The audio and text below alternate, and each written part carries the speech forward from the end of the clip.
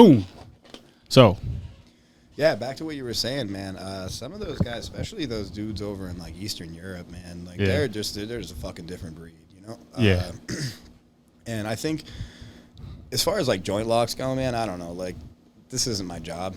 I mean, it is to an extent, but like I have regular work. I have a family to feed. Oh, you know? right. I can't be letting dudes break my arm, you know? Like, I almost did in a tournament for a $5 medal, and like I couldn't bend my elbow for 2 months. Like, not really recommended. But I mean, if you're doing this professionally, if I'm out in ADCC and it's 50 grand, you break my arm, but I'm still going to win, fuck it, dude, break my arm. Yeah. But I mean, you're going to choke me to sleep, I'll wake up, take a little nap, and like, you know, talking about getting high, like that's one hell of a high when you go to sleep and wake up, man. You know, it's but I mean, on that, there's been a lot of research lately that dudes are having strokes because they don't tap.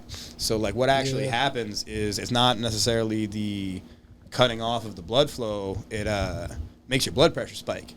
That's why your brain shuts off. You let that happen enough times, man. I guess they're saying there's like some, not necessarily like a CTE, but like like a cumulative effect of doing that over and over and over again and letting dudes choke you unconscious. That it's having like a detrimental effect to people later in life, and like they're having strokes because of it. So what happened in that tournament? I watched the video, but I wasn't able to actually understand. Like, you kind of like posted your arm, right? My elbow? Yeah. Oh, okay. So like take us through how exactly that whole sequence happened. So I was winning the match, man. I was up by 2 points, and you know, something about Jeff and Tyler and the way that, like, you know, the Gracie NEPA way is always like go for the finish. And I wasn't just gonna like stall out in this guy's guard for the next minute and a half. So fuck it, I'm gonna pass. And he was a big, tall guy, long legs. I was having some difficulty passing, but there's a punch choke with the lapels in the gi, like from the closed guard, and one of two things happens. You open your legs, and I have an opportunity to pass, or you go to sleep.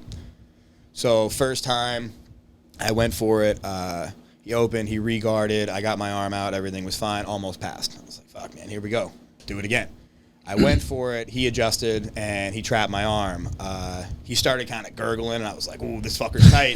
So I held it on for, you know, an extra second, longer than I should have. When I went to pull my arm out, it didn't come out. And because the problem is, like, you have the double lapels, but you have to punch your hand to the mat, so you're essentially straightening your arm for them. If they latch onto it, there is some danger. And when I was initially shown that choke, it was like, watch out for the arm bar.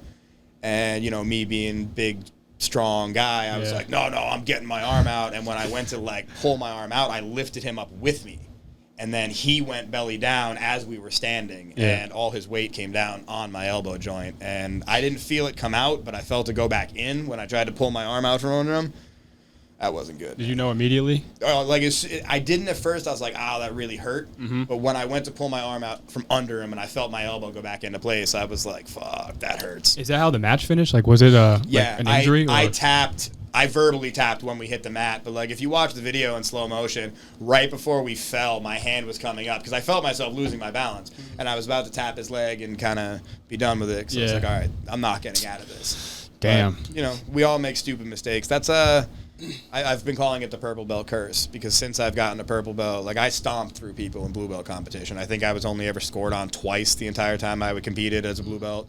I went into my purple belt competitions, you know, full of piss and vinegar, really feeling myself, and there's a big skill gap between blue and purple. Like, the gap between white and blue is pretty big, but due to whatever phenomenon, alignment of the planets causes blue belts to just quit jiu-jitsu when they get their blue belt. Yeah, that's like a common thing that happens. Yeah, right? dude, blue belts just like disappear. Like you think, you know, now, okay, I'm better than like 99% of people, so I don't need jiu-jitsu anymore. So then once you get to that purple belt level, man, like, things are a little different. And I make it to the finals and I lose. Yeah, it's been a learning experience as I go, man. But one of the most frustrating things is that I keep making stupid mistakes. Like, it's not necessarily, you know, not taking anything away from my opponents, but almost every match that I've had, with the exception of one that I can think of, I lost because I made a stupid mistake and my opponent capitalized on it. Not necessarily because he was overall better at jiu-jitsu. But that's the same stuff I preach to you guys in class every day. Yeah. Like, you make less mistakes, you're less likely to lose the match. You know, the first part of winning is not losing. I heard that from George St. Pierre. Like, that's the beauty of competing, specifically in martial arts, because when you compete, more is on the line rather than just like a regular roll.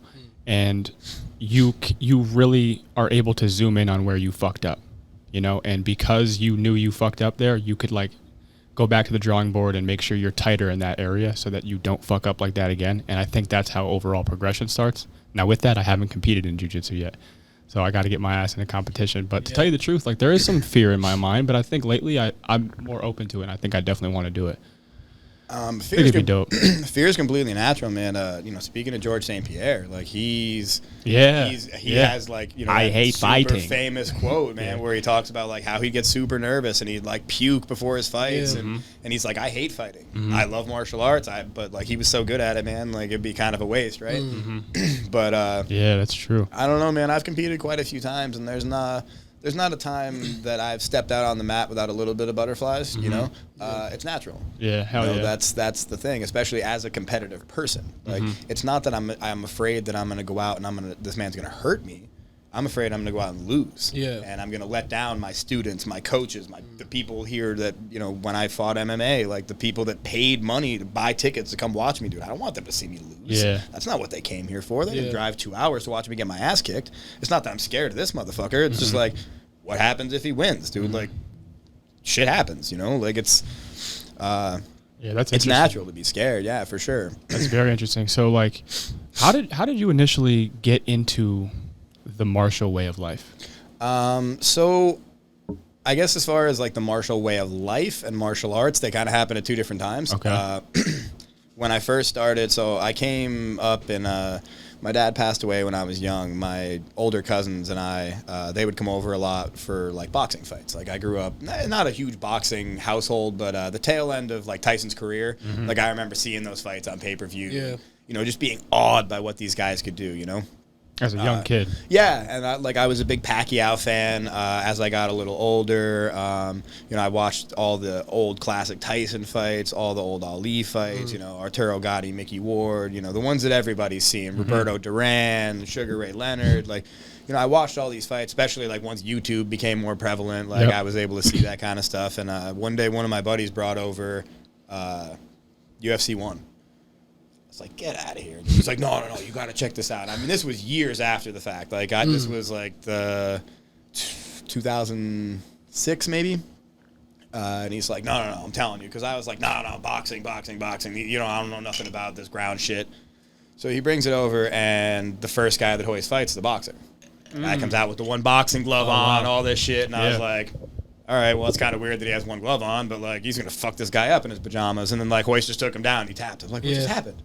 Like, I didn't understand any of it, but I was like, that was pretty impressive, man. Especially, like, you watch the later tournaments, and, I mean, he's fighting big fucking guys and just doing whatever he wants to them. And, yeah, like, they were fighting. There wasn't even rules. And he's somehow managing to subdue these larger men and do, you know, this submission stuff. And I was like, wow, that's pretty crazy. And coincidentally, he lived around the corner from a martial arts school that offered jiu-jitsu. So one Sunday night, they had a beginner's class, and Jeff was teaching it. And we stopped in for class, and there was a kickboxing class beforehand. And I was like, oh, I'm going to love this. And I was fucking terrible. I was terrible. I mean, I wasn't very good at jiu-jitsu either, but I was awful at kickboxing. Like, even now, like, my footwork with takedowns and stuff is great. When it comes to, like, boxing, not wonderful. That's how I got the nickname Juggernaut, because I just pick my hands up and walk forward. Like, but so we started going there, and, like, I took a jiu-jitsu class, and I loved it. And then a couple weeks later, Jimmy came in from, he was out at Jackson's. And I got, he was at Greg Jackson's. And, this was at Sawyerville. Yeah. Okay. Jimmy Hedis. He came in, he had been training out at Greg Jackson's. Okay. And I keep hearing about him. And I was like, I expected fucking Mark Coleman to walk through the door, you know? And I see Jimmy. And I was like, is he behind that nerdy looking kid over there? Like, because, like, Jimmy was 20 years old at the time. Dude. And fighting at 150 pounds. So, like, I'm looking at him. I'm like, that guy? Yeah. And he was the first person I ever sparred MMA with, and that did not go well for me. We'll leave it at that. There was 5 minutes. It was 5 minutes of me just getting the shit kicked out of me. Yeah. And I think he knew, like, I had a little chip on my shoulder because, like, you know, I had been in fights outside. Like, people that fight, like, in the street or, like, outside of school or whatever the case is, like, you know, meet me behind the bleachers, like, they know fuck all about fighting. And, like, maybe now a little more so with, like, mixed martial arts being more prevalent and, like, Instagram, like, any idiot can see how to throw a decent boxing combination online. But, like, at the time, you know, I had been in some bar fights and I thought I was a hard ass. And like, it's just because I have a hard head. Yeah. That's all. Mm-hmm. And like, he just demolished me. Like 5 minutes, I couldn't put a hand on him. Like, I was astounded. Was it just striking, or did you guys go to the ground at all? We did both, but like the ground game was very short-lived. I mean, have you rolled with Jimmy? Yeah, so this is when, like, all right, so Jimmy now is, like, super nice guy, and, like, he'll even attest to this, and, like, when you talk to him about it, he's like, yeah, dude, I was fighting the best guys in the world out of a karate dojo in Sawyer's. Like, I kind of had to be an asshole. Mm-hmm. And, but, yeah, man, it was an honor, like, coming up with those guys, and, like, it was just by happenstance, like, the schedule I worked, I ended up training with the fight team. And I drank a lot, and, like, I'd come into practice hungover, still drunk from the night before, not knowing what I was doing, and I was probably more of a pain in the ass to them than anything, but, like, it gave me a certain toughness because, like, they didn't give a shit. Like, they're training for fights. You know, I was a heavy bag with a heartbeat for the first 2 years I was in class. Yeah. And then I kind of got away from it, and, like, you know, after the drugs and going to jail and all that stuff, when I got back into jiu-jitsu, that was kind of where I started, you know, back to your question, the martial way of life. Okay. And actually started to look at it as a martial art and a character development. Like, this doesn't just make me tougher on the mats. It makes me a better person. Because, like, I know that, like, I have the ability to persevere through hard times. I can make decisions on the fly because I just had you on my back trying to strangle me, and I knew what to do, right? And, like, I didn't panic. And, like, once you've put yourself in those high-stress situations, most situations in life are a little easier to deal with. I agree. You know? And, like, it gives you a certain level of balance, and, like, that sounds crazy to most civilians, I think, you know, that don't do the things that we do. Like, oh, yeah, me and my friends are going to go, like, strangle each other and try to break each other's limbs in this padded room for fun. Like, you guys pay me to do this. Yeah. Like, that's crazy. You know, like, and, like, for that, I'm truly blessed, man. Like, I think it's an awesome thing that, like, I can share this martial art with other people. You know, it's done so much for me. And not even, like, financially. I mean, like, mentally and, like, physically, obviously. But, like, the mental aspect is the most important, man. Like, being able to, no matter what happens throughout the course of the day, know that, like, all right, come 6 o'clock, we're going to put on some music, we're going to run some laps, and it's jiu-jitsu time. And by the time I get off those mats, all those problems, they're gone. Like, and now one of the issues that I ran into recently was jiu-jitsu doesn't solve your problems. It gives you the tools to better deal with your problems. You still need to address them. Because I was like, nah, if I just train enough, all this stuff will go away. It didn't work out that way, you know. But, you know, just like anything else, man, it's, you know, one day at a time. Like, hell yeah. Jiu-jitsu, getting clean off drugs, like, it's all just little steps, you know. It's a beautiful art. It truly is. I remember one time you and I were talking after practice, and you said that there's some type of studies explaining why jiu-jitsu people are so friendly. And it's because we're always hugging. We're always, like, close to each other, and it releases specific chemicals in your brain. Yeah, oxytocin. Yeah. It's the hugging hormone. Yeah. Yeah, so... you said bears have that release as well, right? So all mammals do. If you actually watch, like, any, like, dogs, cats, like, any mammals play, like, they grapple. Yeah, you know what I mean? Like, they might, like, bite each other a little bit and stuff, but, like, they're wrestling. You know, whether it's monkeys at the zoo or whatever, like, all the way to, you know, your cats, your dogs, us. Yeah. You know, it's all the same thing. And, like, there's a lot of stress release in that, too, you know. You know, you talked a bit about meditation. I have trouble sometimes just sitting quietly and meditating. I like guided meditation a lot, like, preferably because it helps me, like, visualize. Like, there's one I really like where it talks about how, like, you're a mountain, and, like, no matter what happens, like, you're the mountain. You're sitting here, the snow, the wind, the ice, the rain, here you are, you're the mountain, firm and strong, and blah, blah, blah, that kind of stuff. But, like, jiu-jitsu is meditation in movement. Yeah. Right? Like, I'm moving, but, like, when Hickson calls it the flow state, there's certain points in my roles where, like, I'm not mentally, like, in that spot. I'm, like, above it. Right, and I'm watching it from, like, a bird's eye view, seeing what's happening. It's almost like an out-of-body experience, not to sound, like, too insane about it, but it's really incredible, man. And, like, you take that into other aspects of your life, and, like, if I can step away while you're trying to mangle my body and, like, dissect this piece by piece to solve this puzzle, There's not really many things in life that I can't do that with, right? Oh, like yeah. there's not many more immediate dangers that I'm going to face in my everyday life than someone trying to kill me, right? And like my body doesn't know it's just for fun. I do, which is what gives us the ability to do what we do, right? All it takes is that, okay, we're done. I think that's really cool, man. I was just talking to him about this the other day. I think like that's another beauty of jiu-jitsu. It's like you get around with a bunch of guys from all different types of backgrounds, and there's a mutual agreement and trust that when I give you a little, you're gonna let go of me. Yep.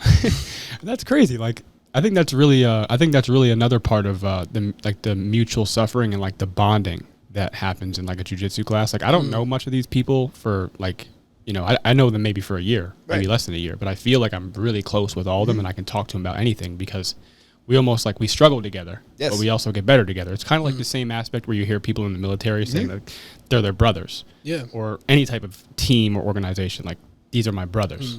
I think that's really cool about jiu-jitsu. Well, I mean, you played football. Yeah, like my whole life I played football. Right, so, you know, it's the same idea. Like, we may not compete together. Like, it's not necessarily a team sport. Like, when you go out on the mat for a competition, it's just you. When we're rolling, it's just you.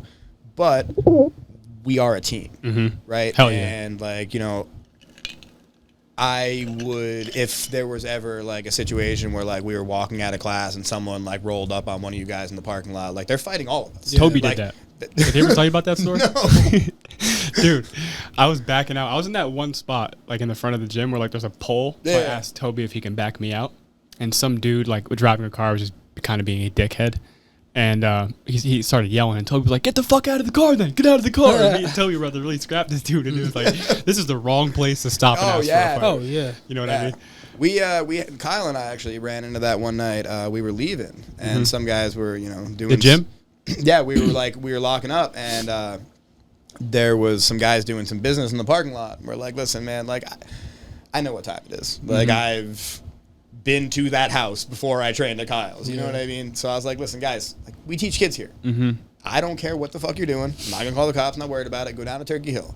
This is probably the only town in the world where you can buy heroin across the street from a police station and no one's gonna say anything to you. Yeah. Like, go on down the road and do your business. Like, we're teaching kids here, man. Like, they don't need to see that. Their parents don't need to be seeing that. I don't want to see it. Yeah. You know, like, it's just not the place for that. Yeah. It's a family. We try to make it a family environment. Yeah. But, and these guys started getting all loud with us.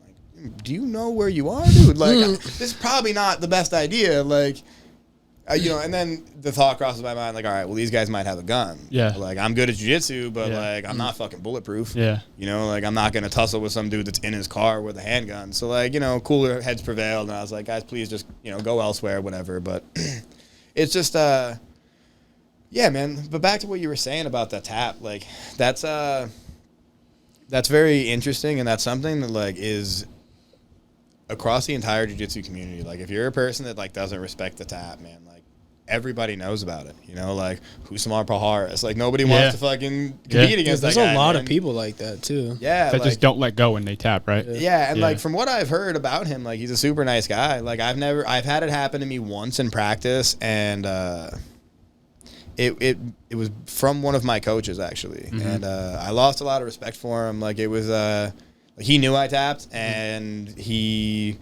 girlfriend was in the class. He felt that I was like bullying her, which I wasn't. You know, I don't get down like that, but there was some heated moments, and then he caught me in a pretty tight choke, and I tapped twice, and he didn't let go, and I was like, all right, well, you're kind of a dickhead, you know, like, I don't give a shit if it's your girlfriend. Like, again, we have this agreement, like, you have, and like, I haven't really trained with him since, man, because you have to have that trust in somebody, you know, like, I won't go, like, I'll train anywhere, man. Like, I go all around the area. Like, my fiance jokingly calls me the jiu-jitsu ambassador because I can walk into any jiu-jitsu academy in this area. People are going to know me. Nobody charges me a mat fee. They're like, oh, what's up? Like, because I'm just trying to come in and train and have a good time, man. Yeah. But if I don't feel safe, like, if I think that when we're training, you're trying to hurt me, like, granted, that's the name of the game. But if you're going to, like, grab something and yank on it and really try to, like, injure me or not respect the tap or whatever the case is, like I said, man, I'm just not going to put myself in that situation. After doing this for 10 years, man, I got nothing left to prove to people. Like, it is what it is. You know, you have some kind of beef with me and we both do jiu-jitsu, like we can go to Naga and do a super fight under like actual rules and get it on, or we can go into a cage and we can do it that way. Like whatever, man. I don't know. Like that's kind of that I don't want to say like fighting mentality, but like that martial way, man, like it's about respect. Yeah. You know what I mean? Honor. Like, you know, Hickson talks about that in his book. You know, he says, if we're fighting for money, I'll stop when you ask me to. If we're fighting for honor, I'll stop when I feel like it. Mm-hmm. And like that was really powerful when I read that, because like it's true, man. Like I love what I do, and I hope to never have to use it to defend myself. Like I'm really glad I know what to do. Yeah. But I don't go like looking for fights. I don't think I'm a tough guy. But at the same time, man, like if somebody has a problem and like physical altercation is the only way to go about it, I'm not gonna like run away. Mm-hmm. You know, street fights are a little different from like a danger perspective. You know, like Kyle and I just did that seminar. Yeah, I saw that. It was on the news too, right? Yeah, man. Yeah. And That's dope. in the interview, that's what I was saying. Like it's, if I can avoid a physical confrontation, under all circumstances, I should. Because even if I win, I might end up in jail. Yep. It's like you fell down and hit your head. Yep. You know, now I'm the one that's fucked. So, like, that's, you know, there's always that. But, like, if it's somebody, like, in the community, man, like, whatever, let's do it. It's a very But- primal thing too. That's why I think it resonates very well with like the masculine energy that some men are kind of looking for. You know what I mean? Yeah, absolutely. One of the things that I find about that with jiu-jitsu, and I love this, and like I'm not pointing fingers. You had a little bit of it when you first started. Guys think they're way more capable than Yes. they are when they come in, Yes. and women think they're way less. Yeah. Like, dude, I've rolled with some girls that were fucking tough, Yeah. just man. off jump. Hell yeah. And I was like, all right, cool. And then there's guys who like think like, okay, I'm big, I'm strong, I know what I'm doing, but like jiu-jitsu's got some real fine details Yep. about it that like I can dismantle you with. If you like, you drive too hard into me, you're going for a ride. Yeah. You know what I mean? And like, and I never thought you did it intentionally, but like, We should tell the story. so all right, when Darian first came into class, I have a thing against bullying, right? I wasn't trying to bully Right. anybody. And I just said it. Darian's a big guy. So, Yeah. and like, he's a very nice guy. I've gotten to know him. And like, this was one of the coolest things. And like, it's why I use him as an example that like I've ever had happen as a teacher. Prior to becoming an instructor, I was always the enforcer. Yeah. Like always coming up, it was like, all right, fuck that guy, get him out of class. Cool. That was your job. Let's do it. Right. Yeah. So when I became an instructor, I kind of had to tone that down a little bit, because like now I want you to stay. Yeah. Right. And when we first started letting people, like, you know, usually a week goes by or so before I let people train live, he started training, and I'm like watching him, like, he's a big physical dude. I'm Yeah. like, when you don't know jiu-jitsu and being big and physical is the only attribute you have, you're going to use it. So I don't hold it against him. And I'm like, he's kind of beating up on some of those younger, like, smaller guys. And I, like, looked at one of my other purple belts, and I was like, do you think? She's like, Yeah. maybe a little bit. I was like, all right, I'm going to go handle that. And I think it was like 30 seconds into the round, we're standing up, and he drives into me, and I hit him with a huge throw, and he hit the mat. I was and, literally like, upside down for like a second and a half. I was looking at the whole room from an upside down perspective. Do you notice like a lot of white belts doing things like that? Yes. Okay. It's very common. They call it spazzy white Yep. belts, right? Yeah. Yeah. And it wasn't even necessarily that you were spazzy, but like I said, you were like, you're a big physical guy, man. Like that overwhelms people sometimes. Like Yeah. you can take that a long way in jiu-jitsu Yeah. if you know how to use it. Like look at Rossi. Right, and that was Yeah. kind of what I was trying to get across to you. Like, it doesn't matter if you're, like, big and strong, because, Yeah. like, I'm 10, 15 years older than you, and I'm going to come out there and whoop you. You know what I mean? But, like, Yeah. we hit the ground, and he's like, what? He's like, oh, I get it. I was like, I don't think you do. Yeah. And, like, we kept going until the round ended, and at the end of class, he was like, you know, he's like, I appreciate you doing that. Like, I needed a little bit of humbling, and I was like, all right, man. Like, we'll see how that goes. And he kept showing up, and he's gotten much better. And like I said, I always use that as an example, because like you're one of the first people that I've like put it on, and they've been like, okay, so let me dial it back a little bit and learn jiu-jitsu. And now you can use your physical attributes in conjunction with your jiu-jitsu. Yeah. Which is where the real magic happens. Like, I'm a big, strong guy too, but like, you don't feel that with me until I want you to. Yeah. Like, most of the time, I'm real loose and I'm fluid and I'm moving with you. And then the second I want you to stop, I got you. Yeah, You know what I mean? I can see that with you for sure. And back to like how you said it's a form of meditation for you. I see a lot like when you roll, your eyes are closed. But do you think it's different from when you're in the training room versus when you're actually competing? Like, is your intensity different, or are you always trying to maintain like that level of flow in both settings? So in competition, it's definitely different. You're more aggressive, you think? I'm more aggressive. So one of the things I've gotten better at as I've gotten like more advanced is I'm very good at countering.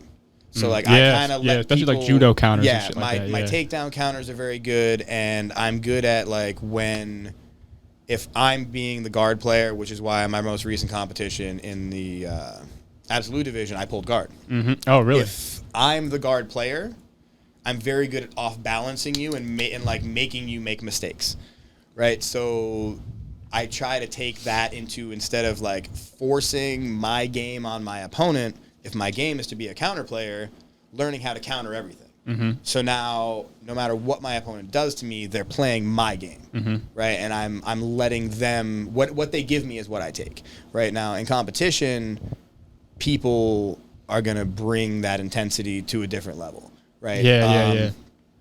When the only time I train with a very similar intensity, I would say, or at least the same level of effort, is when I'm training with guys that are like much better than me. Okay. Right. Tyler. Mm-hmm. When I train with Tyler, I spoke to him about this the other day, man. It's all right. How long can I prevent him from passing my guard? How many times will he submit me this round? Mm-hmm. If it was 5 last week, maybe we can get to 3 this week, or whatever. Like, okay, one day he caught me 5 times with the same move in a row. Same position, Shit same happens. setup, everything. And he's like, you ought to defend that. I was like, I am, dickhead, and you're still getting me with it. Like, I don't know what I'm doing. So I went home and I watched a bunch of videos on different ways to defend it. And now the last time we rolled, he only caught me with it once. So now, and like, no one has caught me with it outside of him. What move is it? The Kimura from bottom half. Okay. Oh, okay. I think I know what you're talking about. Yeah. Yeah. He kept catching me with that over and over and over again, man. And even with like the top half, that Kimura, using it to pass and take the back, the one that I countered you. Mm-hmm. Walt was fucking me up with that pass, dude. Every time I went to half guard, he was just snatching up that arm and just crushing my face. And I was like, all right. So I went to Jeff and I was like, yo, man, I need you to fix these holes for me. Yeah. So like, that's as you get older and or as you get better rather and more advanced through the belts, you start realizing like where you're deficient and how to fix it. But as far as competing, man, like it's a different beast. That's why I recommend, like, I don't care if people compete. I don't. I think everyone should do it at least once. It teaches you a lot about yourself, especially as someone that played a team sport his whole life. Yeah. There's no team out there. Hell yeah. When something goes wrong, you can't be like, Can't point the finger. that fucking guy, he dropped that pass that time, whatever. Nah, man, I shot that single and he grabbed my fucking head and strangled me. Yeah. Like, that was my dumb ass. Yeah. Like, there's nobody else out there but you, and like it teaches you a lot about yourself, man. Like, okay, how tough are you in practice? Great. What about out there when there's adrenaline dump and you're 30 seconds into a 6-minute match and you're fucking exhausted? Oh yeah, and bro. you're like, oh fuck, what did I do? And then like all the lactic acid's pumping through your body towards the end of the match, and like you're like, oh, there's that submission, but like you can't even hold on to a wrist at that point. You're like, well, so much for that, man. Like, it's just it's a different intensity, and you get a different kind of tired. And like these dudes are not coming out there to like play role either. Like, they're trying to kill you, especially at the higher levels. Like, as you get more advanced, which is why, like I say, if you got a competition coming up, like, it's time to work. Like, we gotta get some extra rounds in. You better be at open mat, and like there's people at open mat that you can pick specifically for different things. Like, that's the great thing about having an affiliate as large as we do. We have people that are so good at different things. Go over to Tyler's on a Sunday, man. All right, you want to learn how to survive getting fucking murked out by a 200 and some pound dude? Go with Tyler. Yep. You want to get good at guard passing? Go with Dave Ruggles. You know what I mean? Like, there's always going to be that person. Like, you want to get better at like being more flow? Go with one of the women. Go with one of the smaller blue belts. That dude Nate over there, man, his no-gi game is crazy. Yeah, he wears the eggplant pants. Yeah, right? dude, his like Kimura trap, like leg entries are out of this world right now, man. Like, it gives you all these different looks. Like, even going down to that seminar this weekend, man, like, it was an honor to be able to teach alongside 2 black belts. And then like at the end of it, we trained with all their guys, and like, I don't know these guys. I have no idea what their game is, so it's all brand new. And it's like, okay, how do I put this puzzle together, or in the case of jiu-jitsu, take this puzzle apart, like you being the puzzle. Yeah. Like, how do I unlock this, whatever it is they're trying to do? Like, Yeah. and that's the the wonder of like getting better at jiu-jitsu, because now like we get to play the game, right? We have, what are you giving me? When, you know, everybody says it's like playing chess with your body and this and that, and like Jeff's whole philosophy on that is like, that's fine, we can play chess with one another, but before we even start the game, I'm taking away a bunch of your pieces, and now we get to play the game, which is why I always stress about control and position. All those things lead to submission. Any asshole can jump on a fucking armbar when you leave your arm hanging out like an idiot, but like, what happens when you know, like, I want that arm, or I want your back, and there is not a goddamn thing you can do about it? Or like, you know, having somebody on top of you just completely restraining you, and like, no matter which way you try to move, you can't go anywhere, and you're like, oh, well, can you just submit me already, because this is just embarrassing. Yeah. You know, It's crazy. like, it sucks. And like, we did you guys watch the Gordon Ryan match? I was just about to ask you about Holy that. shit, dude. All Like right. how technical that is. Not even that. Like, I want it, and not that I want it, but like, I want to know what that feels like. This was like, I don't want to like steal a possible episode of a podcast from him, but we, Tyler and I and Ned had a conversation about this. Like, there's levels to jiu-jitsu, right? Hell yeah. Like, I mean, Hell yeah. not all black belts are created equal. Not all purple belts are created equal. I've seen purple belts on the internet that would make me fucking quit jiu-jitsu. Yeah. You know what I mean? But like, Tyler's great. He's one of the very few people I've ever trained with that could like physically and technically dominate me on the mat. Like, I'm a pretty strong guy, so normally, even with black belts, if I get in like a big jam, like, I can muscle my way out, or, you know, squirm my way out if they're real big guys. But you know, even he's well aware, like, if he were to go with somebody like Gordon Ryan, like, they're just on a different planet. Different right? type of time. Now, I want to know, like, if that's what rolling with somebody like Tyler feels like, what is that pressure? Like, to like put that into perspective, man, like, this is the 2-time no-gi open class world champion. Yeah. And he just made him look like a child. Like, tried to pressure tap him for what, 15 minutes?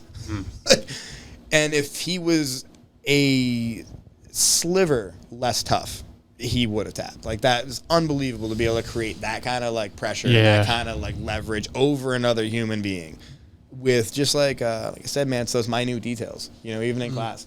Like, I've gone to a whole bunch of different schools and classes and had different coaches and learned different techniques, different ways. And even over this weekend, man, like Tyler was showing some stuff from Scarf, and he does that Americana with your legs. Yeah. He does it a little bit different. And I was like, let me try it that way. Like, I actually prefer the way he finishes it as opposed to the way Jeff showed it, because like, I'm a little bit more physically imposing than Jeff. Jeff's not a big guy. Yeah. So for him to pick up his hips a tiny bit would alleviate a lot of pressure, where he just uses his hand to crank up on the elbow. Yeah. Kind of on the topic of like a Gordon Ryan character, how do you see somebody like that? Because me and him were just talking about this yesterday, actually transitioning into like the UFC or MMA. How do you think Gordon Ryan would do MMA? I mean, from what he's said, like, he did a lot of MMA training with like Gary Tonin and stuff like that. I mean, I've never seen his striking other than the time he slapped Andre Galvao across the face. He apparently trained striking with John Donaher as well too. He says that openly as well. Yeah, so. yeah. From what I hear, John is like their only coach, man. Yeah. He teaches them and everything. I mean, with the exception of possibly putting me to sleep during class, I can't really think of a better coach. That's the only issue I have with John, man. I love his stuff. I love how in depth he goes. I love how intelligent he is, but Boring. You think? He's like a movie type character. he reminds me of this physics teacher I had in high school, and like it's that what's the guy? Ben Stein. You know the guy I'm talking about? He was in Ferris Bueller. Bueller. Oh, so yeah, like he yeah. has Yeah. that like monotone voice that Yeah. like every time I've tried to like sit down and watch a John Donaher video like on my couch, I end up taking a nap. Yeah. He was a professor in psychology, wasn't he? Yeah, he has a master's. He was he taught at Columbia, I think. I mean, Yeah. it's not like he was teaching at some like bum school. I think it was philosophy he taught. I It was think he awesome. taught philosophy. I He mean, speaks like a philosopher. Yeah, that's got, what's cool though. He knows right. like the history of jiu-jitsu too. Like he knows like the origin of like certain moves and how they've came to fruition today and shit like that, which I Now, think is really cool. I would love to sit and listen to him talk to me about that. Yeah. But like teaching me jiu-jitsu moves, I have trouble because like I like a little more enthusiasm. Now like Mikey Musameshi, tons of enthusiasm, gets a little too in the weeds with certain details in his instructionals, but like back to Gordon, man. I have a couple Gordon Ryan instructionals and like it's fantastic. Lots of just meat and potatoes, man. Like this is the shit you need to know. This is the technique. We don't have to talk in an hour in fucking Japanese to understand what we're doing, you know, like you could just call it a triangle, dude. Like you could just call it an inverted triangle. Like it doesn't have to be Senkaku or Juji Katami. Like you just call it an armbar, you know, but it's cool, man. Like I like watching that stuff and then kind of taking it and applying it to the things that I've been taught like firsthand, you know, through Jeff and Tyler and all those guys that I've trained with over the years. Seeing that and then like adding in a couple little details, right? Like my single leg X entry, there was a detail that Gordon talked about that I had never heard about like hooking the far leg with your foot. And I started doing it and it was great. Didn't have to change anything like, you know, crazy about my game. It was just like a foot positioning thing.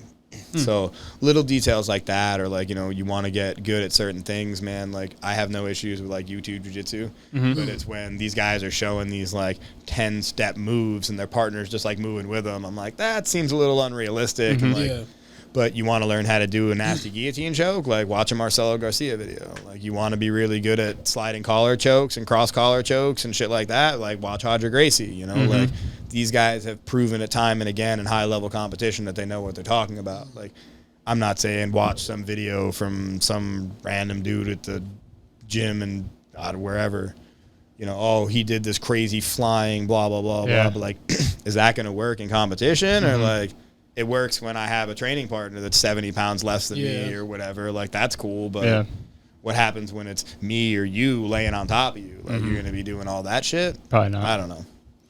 Yeah, that's pretty cool. How do you think like jiu-jitsu translates into MMA? Like you had a cage fight that I think we should get into as well, and you finished one of your fights with the head and arm triangle, right? I did. Yeah. So how do you think like the type of jiu-jitsu that we've been learning, we've been doing for a while now translates into MMA? You see guys like Oliveira, and it's been taking over the UFC as of recently. You know? Now, so I don't want to say like specifically jiu-jitsu as far as MMA goes, but like very grappling dominant styles. Since the inception of MMA, have, with the exception of like, you know, guys like Chuck Liddell with like his sprawl and brawl, but like the reason Chuck Liddell could do that was because his takedown defense was so good, it allowed him to force you to stay standing with him so he could take your head off, right? But now sport jiu-jitsu and MMA jiu-jitsu, I think, are also a little different. Yeah, right? You hear Rossi talk about that a whole lot. Yeah. I like his ideas with that too. Now, sport jiu-jitsu, I like playing guard. I like sweeping people. I like, you know, recently I've got into like, you know, some different stuff from like going from deep half to X guard and like inverting and like the newer styles of jiu-jitsu, right? Like the leg lock game, stuff like that. Great for sport jiu-jitsu. When it comes to MMA jiu-jitsu, if you put me on my back and I can't sweep you immediately, I'm going to try to stand up and take you down. Like I always want to be in a top position, especially in a situation where I can get punched in my face, right? Whether that's on the street or, you know, in a cage. That's not saying that like closed guard is not an effective way for like self-defense, still not ideal. Right? Like if we're in a fight, I'd much rather have you mounted, me on top, than in guard. Me holding you in guard and hoping you can't punch me too hard. You know, like that's. But Oliveira does that very well, though. He does, and that, like that's the beauty of the closed guard, and like that's something that like is. But he's also like an extreme expert. He takes a lot of damage too. Yeah, right. True. I mean, you're talking about. I mean, you got guys like Charles Oliveira, Damian Maia. I mean, these guys are like standout jiu-jitsu practitioners. This isn't like your run-of-the-mill jiu-jitsu, but at the same time, like look at guys like Hamzat. He's what, a blue belt in jiu-jitsu, but he wrestled. Like, dude, he's a world champion wrestler. That's what I mean. And like Habib was a world champion sambo practitioner. So when you have that like top dominant game, you know, like judo players, if you can translate your gi grips into no gi, also excellent because you're hitting people with throws and landing in a top position every time, right? And judo pins, I just Yes. found this out, bro. Judo pins are like weird, like they're wild. That judoka from Oliphant, the guy who's from Poland. Oh yeah, Tomas. Dude, he'll sit on top of you and like my arms will be pinned to my body and like I can't move. Yeah. And I'm like, dude, what are you doing to me? Yeah, their pressure is just different, man. There's a brown belt up in Scranton MMA, Vito. He's their judo instructor, and he's a brown belt in jiu-jitsu, and he's a larger guy. He's not huge, but he moves so well, and he's so agile, and he's so goddamn heavy once he gets on top of you. Just from years and years of doing judo, man. Like, because if you can hold someone down, I forget if it's 20 or 30 seconds, maybe it's 25, but if you can hold them down in certain like designated pinning positions, like scarf hold, Kesikatami. Yeah, if you hold that position for 25 seconds or whatever, you win. And a lot of judo throws, if you execute them correctly, you will land in that position. Right? Like if I throw my hand over your head with a collar grip and pull on your sleeve, when we rotate and land, I'm going to land in scarf. Right? So it's a very good position to be familiar with as far as control points go. But like back to your question, I think jiu-jitsu translates very well into MMA as long as you're doing the right kind of jiu-jitsu. Okay. Right? Like lots of guard playing. I mean, we saw what happened to Ryan Hall when he tried going for like backside 50-50 leg locks and Imanari rolls. He got his head knocked off, right? Like he was successful with it for a while though. Right. And that's the thing. Like, okay, just don't let him get there. Yeah. And the thing is, like, if you get close enough to me to grab my feet, I can punch you in your face, right? Which is why, like, you know, being a leg lock specialist, I posted something on Instagram about this yesterday. You're scary, man. Like, leg locks are great, but if you are only a leg locker, well, then I just have to protect my feet, right? Like, if you have no fundamental guard passing ability because your coach decided, like, oh, no, I'm just going to teach you heel hooks. This happened to Walt. Walt got his blue belt, couldn't even pass guard because no one ever taught him. They're just like, oh, no, look at all these leg locks. Look at all these leg locks, because that's what our old coach wanted to teach. Really? He didn't want to teach people how to pass guard. That's not fancy. That's not new. It's not exciting, but it's very fucking important because, like, you know how many submissions you'll get if you can't pass guard? 0. Yeah. Especially if I know the only thing you can do is leg lock me. That's cool. I'm just going to keep my legs away from you. Like, it may seem fundamental and, like, pretty idiot proof, but, like, a good leg locker is going to give you some problems, but you have to apply the pressure to the pass, right? Like, I have to make you so preoccupied with the fact that I am smashing your face and flattening you out and driving my head into your chin and, like, you know, underhooks and all this, trying to pin you to the mat and, like, put you under, like, serious duress that you forget about the fact that, like, your leg's just hanging out in the air. Yeah. And now, like, the whole time, like, okay, well, I'm putting all this work in to pass your guard. You're giving me some problems, but there's your foot.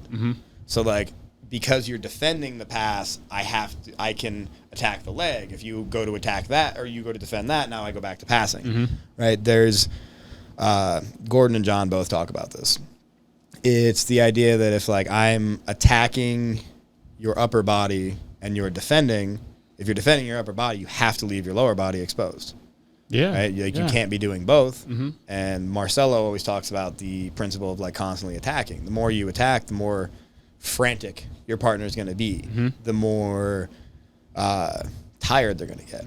And if I'm attacking you, you know what also going to be happening? You're not attacking me. Right. You're defending, right? There's those offensive and defensive cycles, right? Like, where I take your back, great. You shake me off. Now I'm in guard. Now I need to play defense again. Yeah, right. I can still play an offensive version of guard, but I need to address the fact that, like, you're now trying to pass my guard or it's like whatever the the yang, case is. actually, Yeah, which is interesting. yeah. There's definitely a duality to jiu-jitsu, and that's why I love it, man. Like, you can do jiu-jitsu violently. You know what I mean? Like, you can really smash people and, you know, drop your forearm across their throat and your head into their face and all that stuff. But, like, I can also roll with a teenage girl and get just as much out of it as I did with, like, that barn burner 6 minutes with that super physical blue belt, you know, whatever the case is.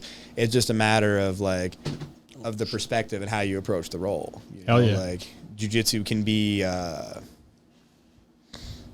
dialed back and forth, I guess would be like the best way to explain it. You know, like I don't train with you the same way I train with Oleg. Yeah. Oleg's my guy. They're like, and they're all great, you know, even like Brittany and, you know, all those people. We got that new girl too who's really good. Yeah, she's excellent. Yeah. Dude. That girl, Kayla. Yeah, she's real good. She doesn't look like she would do jiu-jitsu. No, I asked her. I was like, why jiu-jitsu? Same here. She's like, why not? I'm like, okay, good answer. But like, dude, she's like a fucking sponge. Yeah. Like everything I tell her, she just remembers it. Like she came in, she hadn't been in class. She went on vacation or whatever. She came in like a week later and still remembered everything that I showed her. And I was like, that's crazy, dude. Like it took me years to be able to do that. Like I couldn't even shrimp right way for the first fucking 6 months I was in class.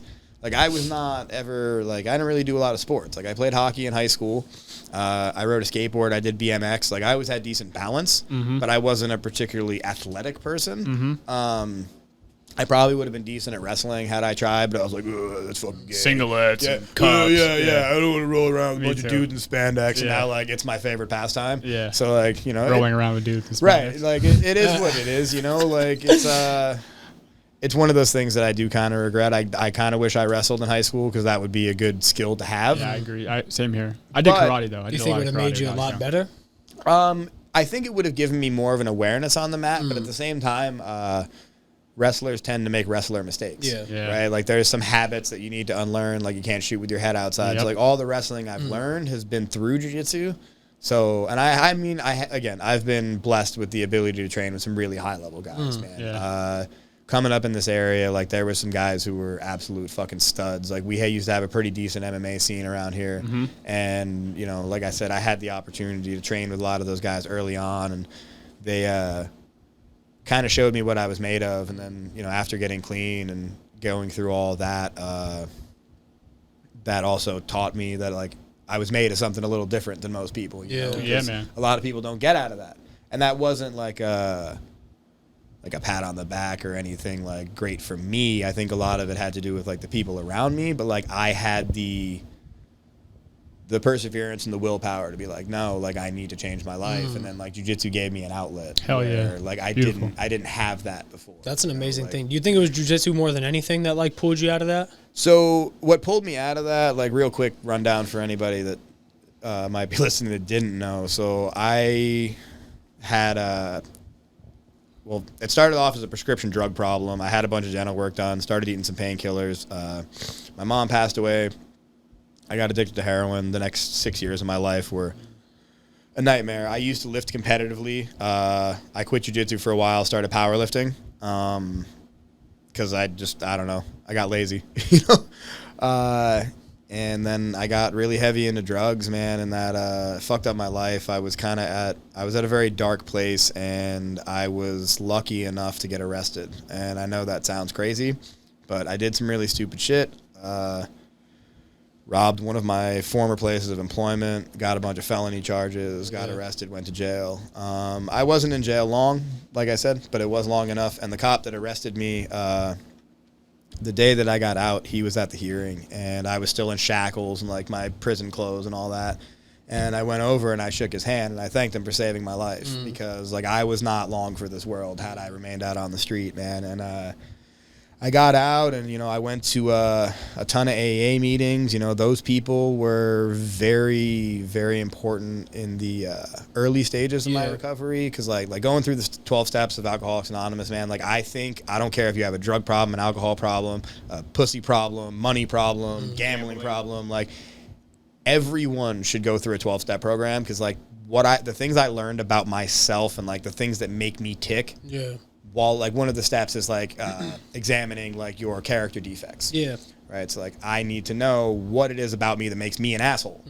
Right. Like I have a short temper, whatever the case is, and then you have to address that. You have to fix it. They make you do that in these 12-step programs.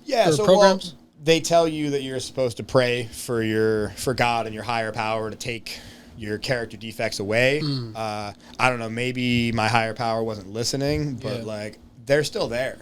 You know, but now I'm far more self-aware than I was when I was putting needles in my arm. Yeah. Right. So when I feel my temper starting to slip, or I feel that the decision that I am about to make is selfish and will hurt someone else just to benefit me, I can be like, whoa, pump the brakes. I got to fix that. Yeah. I can't live my life that way, which has helped me to like become a better person. And then once I like, I went through the steps and I was going to meetings and like, I'm a very goal-driven person. And I was like, well, there's not really much here. Like, yes, the meetings are great and the fellowship is great and the camaraderie is great and the people are wonderful. And I was also on court supervision. So like I was getting drug tested twice a week. And early on, that was a big deterrent. It's like, okay, well, I could go out and get high and then I'm going to do 10 years in state prison. Like, I'm not trying to do that. But after a couple months, man, like I don't want to say restless, but there was definitely like I believe that there's people in this world that are born with like a fire in their blood, right? And I am one of those people. I have a certain intensity to me that needs to be dealt with, right? So I did it with drugs and alcohol for the longest time, and then after that, it became going to AA meetings 2-3 times a day, and then I needed something. I started lifting again, and it just wasn't what I wanted. And I went back to jiu-jitsu. I was taking a bus from my job and walking like the extra 2 miles or whatever it was to get to the MMA school in like the middle of the winter. And then, yeah, man, my first jiu-jitsu class back, I was like, yeah, that's the one. Like that's the class that's what I need.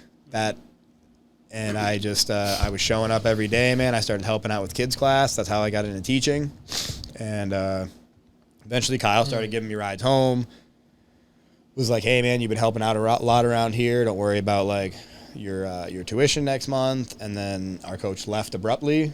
I took over the kids program. And then about a year later, I started teaching adults. And like doing jiu-jitsu was very big in my recovery because it gave me that like physical outlet that I needed to calm that fire. You know what I mean? To kind of give me something to be passionate about, to be excited about, give me a purpose. And like there's also like, we spoke about before we were on here, like about drinking and stuff, dude. The last thing I would ever want to do hungover ever again, fucking jiu-jitsu. Especially in that hot ass room we train in, man. Could you imagine? I'd be fucking dead. Damn. Like I'd be shriveled up like a fucking worm out of a tequila bottle. Like it'd be no good. What feels better for you though? Do you enjoy more of the act of like pursuing jiu-jitsu, or do you like coaching now more? I definitely, they're different, coaching has brought a different level to my jiu-jitsu because there's a quote, I just posted the other day, was, teaching teaches you how to learn because everybody learns different. Yeah, yeah. And everybody, takes information in differently, especially things like jiu-jitsu, where it's something that you have to do with your body, right? So like I have to learn different. It presents a different set of challenges, right? I have to learn how to give all of these 20-some people in my class the same information, knowing they're all going to learn it a little bit differently. And it helps me sometimes because I can also fine-tune certain things where I'm like, oh, I never even noticed that I did that. Like, that's a really important detail. Let me make sure. But training jiu-jitsu, man, there's nothing in the world like that. That's kind of what I was just going to say, too. Does in, like, teaching, you said how many students? There's, like, 20-some students that you have? Yeah, usually on a busy night, we're usually about around 20. In watching them, like, process the information that you're teaching them, does it, like, shine new lights on things that you may have not seen before? Not so much shine a light on things I haven't seen as much as watching the light come on for them. Okay. Right, like that's what gives me the satisfaction. It's more so like when I'm instructing and I'm going through a move and sometimes I'll be like, oh, that wasn't, or they'll ask me a question like, what happens if this? And I'm like, I don't know. What happens if that? And like if I can't figure it out, I'll ask my coach. But keeps your gears turning. Yeah, man, and like watching, like I said, watching stuff come together for my students has been one of the coolest things for me. I had a little moment a few weeks ago where I thought that I was getting significantly worse at jiu-jitsu because all of a sudden my students were giving me problems. Like, not even necessarily like submitting me or like beating me, but like catching me with moves and shutting down my offense way more than they did in the past. And like, then I went to open mat and I was smashing people. Yeah. And I was like, what the fuck? This feels like my jiu-jitsu's better. And then I was like, wait a minute. My guys are just getting really good. Yeah. And then we are getting good, man. Dude, Me, Blake, fucking Mike, dude, like Mike Kuznavage is a savage. Oh, savage. he goes there with you guys Yeah, now? bro. Really? He's Yeah. a fucking savage. Yeah. We were just talking about all you guys over the weekend. I was like, man, like some of my guys are getting real fucking good. And I was telling Tyler and Ned, and Tyler was like, oh, yeah, they were at open mat, like on, 4th of July, and then the next week, and I was like, this dude Mike's at like every class, every open mat. Yep. I was like, he's been training for like 6 or 7 months. Yeah, dude. man. Like, he's a fucking monster. Like, I rolled with him the other day, and just his, like, positional awareness and, like, his ability to know where to go, like, intuitively. I'm like, dude, I never showed you that. Like, you just kind of figured out, like, where your body's supposed to go, man. Like, he's a hell of an athlete. He And, just tells me, dude. He'll like watch instructionals on his free time. Like that's all he does is watch jiu-jitsu videos. I can tell. Like, he has come so far in such a short period of time. Yeah. Man. Like, it's super impressive. He's another He's one going of to be a those fucking guys. problem. Yeah, he's like a sponge too. Like you could tell him things Yeah. a couple times and he'll just have it downloaded. Yeah, It's weird. man. It's and it was funny. The first time he competed, the only time he's competed so far, he went up to that Scranton MMA tournament with us, and he's like, "Oh, is there any like suggestions like what I should and shouldn't do?" I was like, "Yes, you should go out there and you should do jiu-jitsu calmly. Like, don't go out there and put your fucking foot down on the gas, because like that's a long time, dude. And like it's competition. Like I said to you before, like it's a different atmosphere. It's a different environment, different mentality." And he went out and he looked great for the first like 90 seconds when he was going 170 miles an hour. And then I watched him start slowing down. And then the dude swept him and passed his guard, and he couldn't do a goddamn thing about it. And I was like, yep. Yeah. So that, and he comes out and I was like, so how about next time we go out and like actually try to do what I said? And he did great. He ended up submitting the guy. So, there's definitely that, but he's coachable. Yeah. That was a, testament to that, because I was like, okay, you went out and you fucked up. Did you learn your lesson? Cool. Now do it this way. And he went out and he did it. Like, jiu-jitsu isn't a wrestling match. It's not about like how fast you can go. It's about, like I said, positional dominance leading to submission. Like, if I mount you, I am in no hurry to do anything, because like you're still fresh.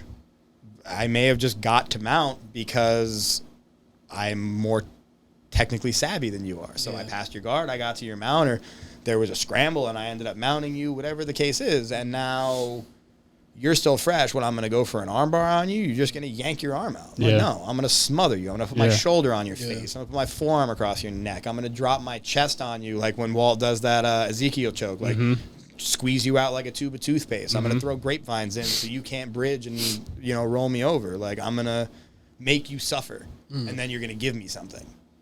Or you're going to roll too far and you're going to expose your back, and I'm going to take your back, and now you're really fucked. Because now I'm just going to keep attacking, and you can only defend your neck and your arm so long before I catch one of them. And like that's the beauty of jiu-jitsu. It's just constantly funneling you down that path of the next submission, the next submission, the next submission. Like, there's always somewhere else to go. Like there's no...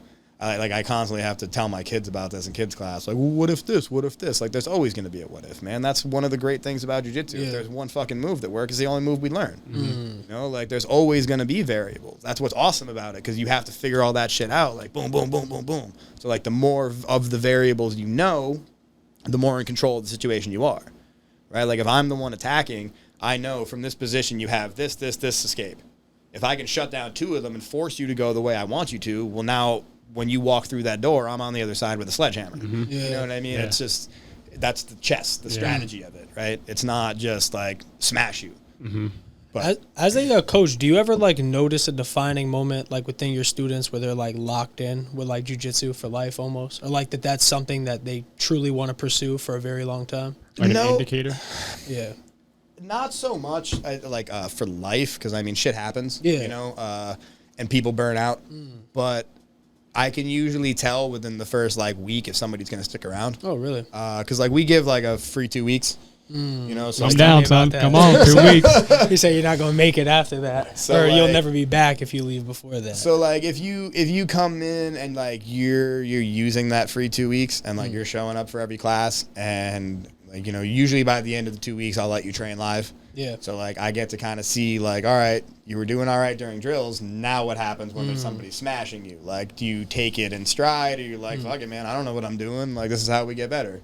Like, there's that stupid cliche. Like sometimes you're the hammer, sometimes you're the nail. Like some people don't like being the nail. When people come in full of like piss and vinegar and bravado and immediately start shouting about how they want to be in the UFC, I usually know those guys aren't going to make it, because, as I said before, the majority of men that come into my class think they're a hell of a lot tougher than they are. I mean, I had one kid come in and I was like, hey, man, like, why? Because I always ask people, like, what made you do this, you know? Because it's not like we're not playing fucking patty cake, dude. Like, this shit is hard and it's dangerous. But he's like, you know, why? I needed a gym credit. And I was like, okay. Well, like, he went to Sam and I was like, okay, well, like, that makes sense. But again, like, my jiu-jitsu, man, like, couldn't you go like play tennis or something? Like, play golf, like something a little less contact. Like, it just doesn't really look like this is necessarily the sport for you. And I was like, I'm happy to have you, whatever. And he's like, well, you know, he's like, I got a little bitch in me that I'm trying to kill. And I was like, you know what, man? I was like, I fuck with that. I was like, if you got any bitch in you, man, I promise you it'll fucking die in this room. And he kept showing up, and now he's on the wrestling team at his high school or whatever. He's trying out for the wrestling team, because I mean, he goes to SEM. Like, it's not like you got to be pretty goddamn good to wrestle for SEM. But yeah, man, like that's a cool thing. Like I love seeing that. Or even like one of the things I want to get into eventually is like working with like at-risk kids. Kyle and I have been trying to work out some kind of thing with like the Boys and Girls Club of America to try to get involved with like the people that, you know, like could potentially go down that path. Like, that's why like all those teenagers that I have in class, man, like they're like my kids, you know, like I want to make sure that they do well. And if they're like, you know, my parents and I can't afford this month, I'm like, don't worry about it. Tell your parents, as long as they can still get you here, like, don't worry about tuition this month. We'll work it out. You know, like, that's dope. I try to give back to the art, because like I said, it's given a lot to me. You know, there's been a lot of days, man, where like I was going through it, and I showed up for jiu-jitsu class, and by the end of it, it didn't really seem all that important, you know. And like, I want kids to know that there's like shit out there. Like there's other options than running the streets and fucking gangbanging and shooting heroin, and like, especially around here, man, like, I know there's drugs everywhere, and I know there's bullshit everywhere, but, like, this area fucking sucks, man. Like, there's nothing to do, especially as a kid. Like, dude, I used to ride a skateboard, and, like, I was always getting fucked with by the cops. You know what I mean? Like, we can't even ride a skateboard, ride a BMX bike down the street. Oh, you might sue these people. Like, come on, man. Like, so what else am I going to do? I'm going to go get high in the woods with my friends. Like, literally. We preach that all the time, man. Here, like, it's just for everybody to just find a way to pour their creativity into something. Yeah, man. If not, that shit'll consume you, man. Or just the hatred for everything around you will consume you, you know what I mean? And then that's where, like you're saying, people get involved in crime and drugs and whatnot. And around here, like you're saying too, there's really not many things to do unless you get creative and unless you have like a real want to do something or to change your position, I guess you could say. And that's the thing, man. Like, no matter what it is, no, I'm not, you know, speaking against mental health drugs or anything like that, but like, you can, if you have like some depression issues and they put you on an antidepressant, like, that shit isn't gonna magically make you fucking better. Like, you need to like play an active role in your own life, and like, I think that's something that people really like sometimes need to be slapped across the face with. And I'm one of the people who was the guiltiest of it, man. I was 32 years old when I got off drugs. Like, the drugs ran my life. I didn't, and it was all, well, if you lived like me, you'd get high, and oh God, like whatever the smallest excuse was when it was an excuse for me to be a piece of shit. You know what I mean? Because like, I didn't want to take responsibility for my actions. I agree. I didn't want to believe the fact that like, no, motherfucker, like, you're the problem. Like, nobody's forcing that needle in your arm. Nobody's forcing you to go fucking rob that place. Nobody's forcing you to shoplift from there. Like, no one forced you to do any of this shit, man. Like, it's your fault you live in a fucking tent. It's your fault you're eating out of a dumpster. Like, a lot of people are terrified to admit that to themselves. Right, and it's hard, dude. It is. It sucks. Like, introspection is a hard fucking thing to do, and it's brutal, because like, but like, sometimes, like, especially if you're like really going through it, man, like, you need to take a look at yourself and be like, okay, what can I do to fix this? And like, I've told this story a million times. Like, when I first went to jail, I was like, fuck this, dude. I'm going to prison. They're going to let me out on bail. I'm going to get high. I'm going to fucking OD somewhere. Like, they're never going to catch me. I'm going on the run. I had all these plans of fucking up my life. I went to an AA meeting one night just to get out of my cell, like in jail. Yeah. And dude looked me dead in my face. Like, I was pretty much like sleeping in the back. Like, I didn't really want to hear shit yet at that point. I'd only been in for like 2 weeks. And he's like, listen, man. He's like, I was sitting right in that chair that you're sitting in right now 5 years ago. He's like, I went to rehabs, I went to jail, I moved. He's like, I moved across the country, people, places, things. I changed everything. He's like, but you know what? Everywhere I went, I was still there. Until I fixed myself, I didn't get better. And that was the first time, which is crazy, like 32 years old, was the first time I considered like I was the problem. I was like, oh no, my childhood and this and that and blah, blah, blah. My parents passed away. And blah. Like, yeah, dude, you got a fucking raw deal. So do a million other people that don't fucking bitch and cry and stick needles in their arm about like throw their fucking lives away. Yeah. Like, get your shit together and get back on it, man. And like, it was tough, but like, more people need to do that and like take responsibility for their shit.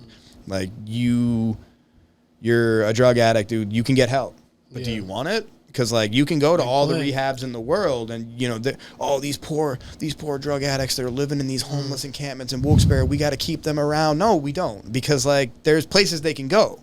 They're choosing to be homeless and be drug addicts because you can't get high at homeless shelters. You can't get high at the Salvation Army. You can't get high in jail. You can't get high in rehab. Like, you have to follow fucking rules. And like, you know, as a parent now, like, I don't want to be taking my kid on a walk and have to explain why there's a dude sleeping on the fucking sidewalk.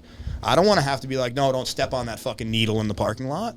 Like, you know, I come from that. And like, I have nothing but empathy for these people, but like, there comes a point where like, you need to take responsibility for it. And like, I know so many people that have been to jail and rehabs and this and that and had so many fucking opportunities, man, and they just blow it because like, they think it's cool.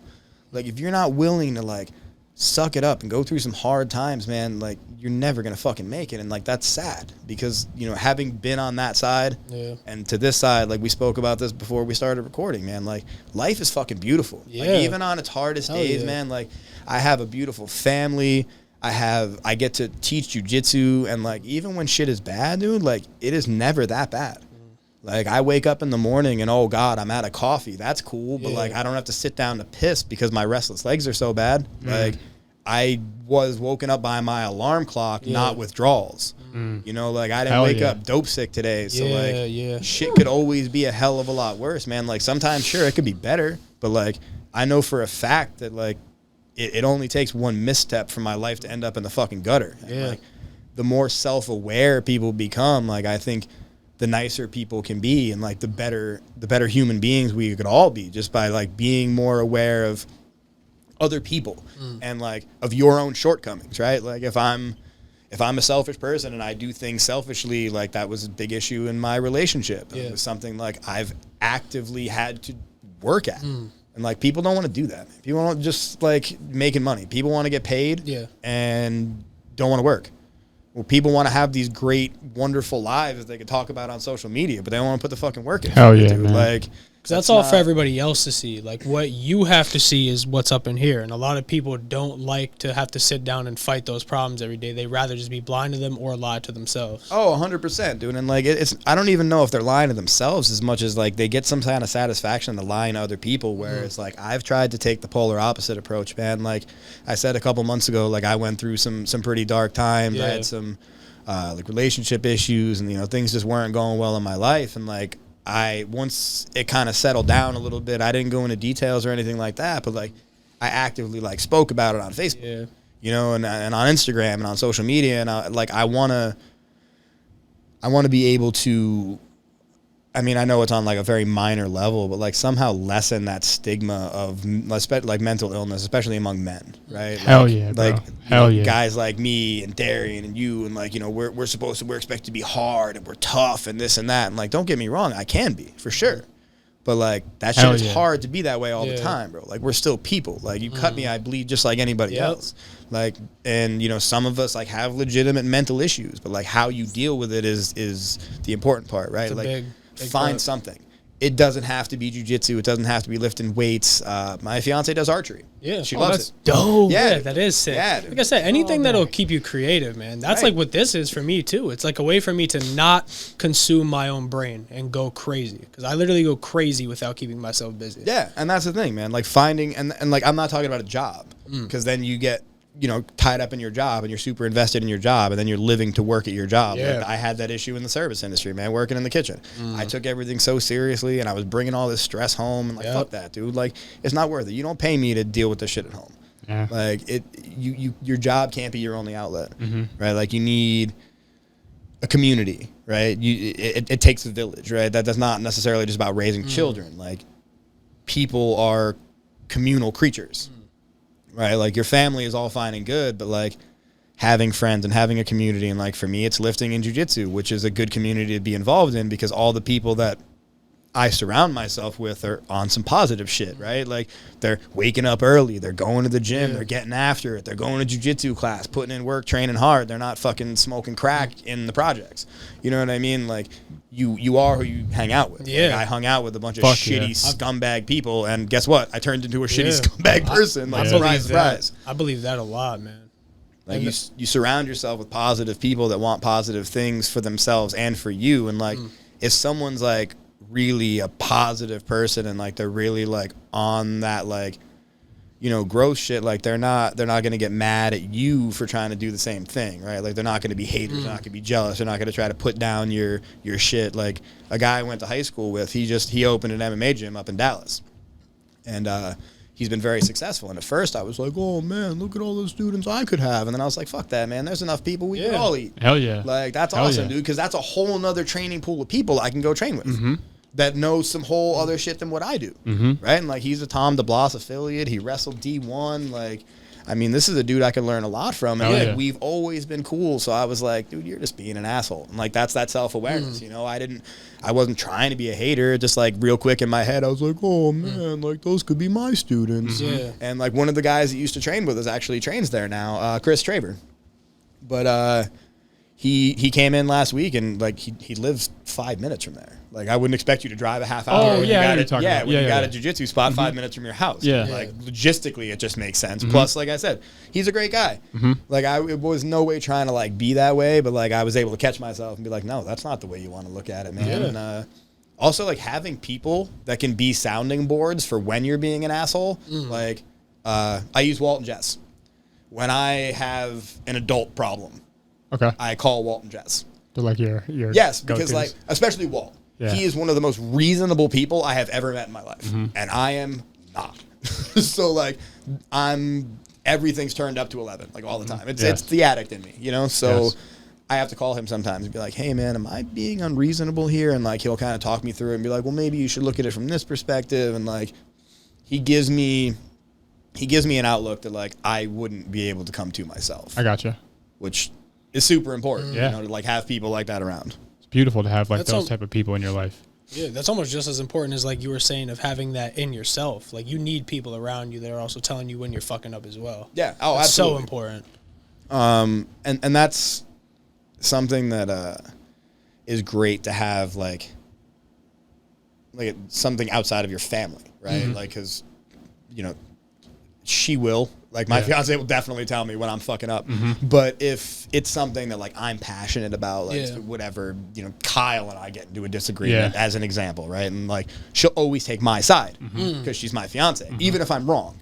Whereas, like, I call Walt and he'd be like, nah, kind of going to go with him on this one. Like, you're being a little That's cool. ridiculous, you know? And, like, he can tell me that. And, like, even when I was going through, my stuff, I stayed with them for a little bit. And then, like, there was some issues, and he's like, I still love you, but like you can't stay here. Like this is just me establishing boundaries. Like Walt will always tell me, when I'm there, and like that's a true friend. Like I want my real friends to like be able to call me on my bullshit, because like you're the people I trust. Right? Like even if it's I have a question about class, or like how do you feel about me teaching this, because like I'm not super confident about it or whatever. Like I'll go to them. Gotcha. What do you feel about this, or did you like the setup of the class this month and how we did this, and whatever.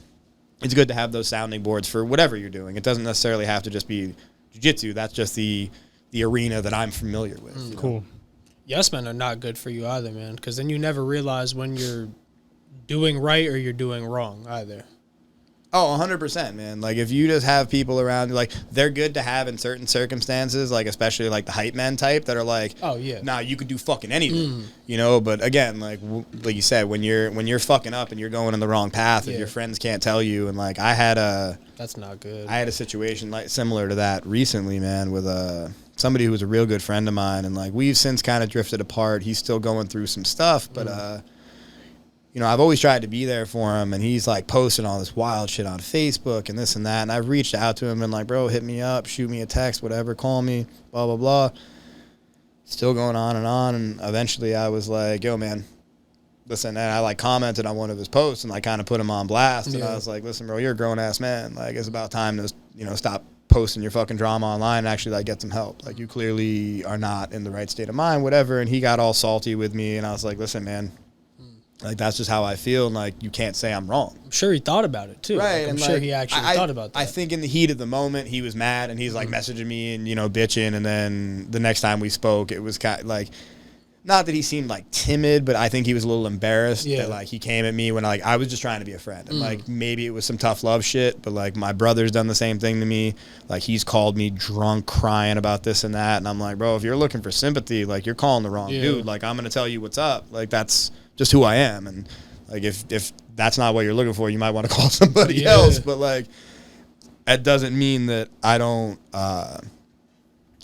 care about my brother or my friends or whatever. But, like, I have a very low tolerance for bullshit, and that's, you know, from them and myself. Yeah. You know, and I can't tolerate that kind of behavior in my life either. Like, I can't just, like, you know, soften the blow for you because it might, like, give you a sad, because, like, bro, we're talking about your life, like, at least in this circumstance. Like, we're not talking about, like, you know, oh, you might get a bad grade in school or something, like, oh, we're gonna go skip class. Like, nah, man, like, I'm talking about you getting high and dying, and you have kids, and like, you're being a selfish dick over like a girl or something stupid, you know. Like, sometimes you need people to do that, but again, like we talked about before, some people don't want to look inside themselves and see, like, what's really up. You know what I mean? That's why a lot of people quit jiu-jitsu, man. I shared that thing from Tom DeBlas the other day. Like, it shows you what you're really made of, and a lot of people don't want to know. Oh, yeah. You know, like, especially, like to some live in fantasy worlds. Yeah, dude, they come in and, like, you know, like, I've met dudes, big, tough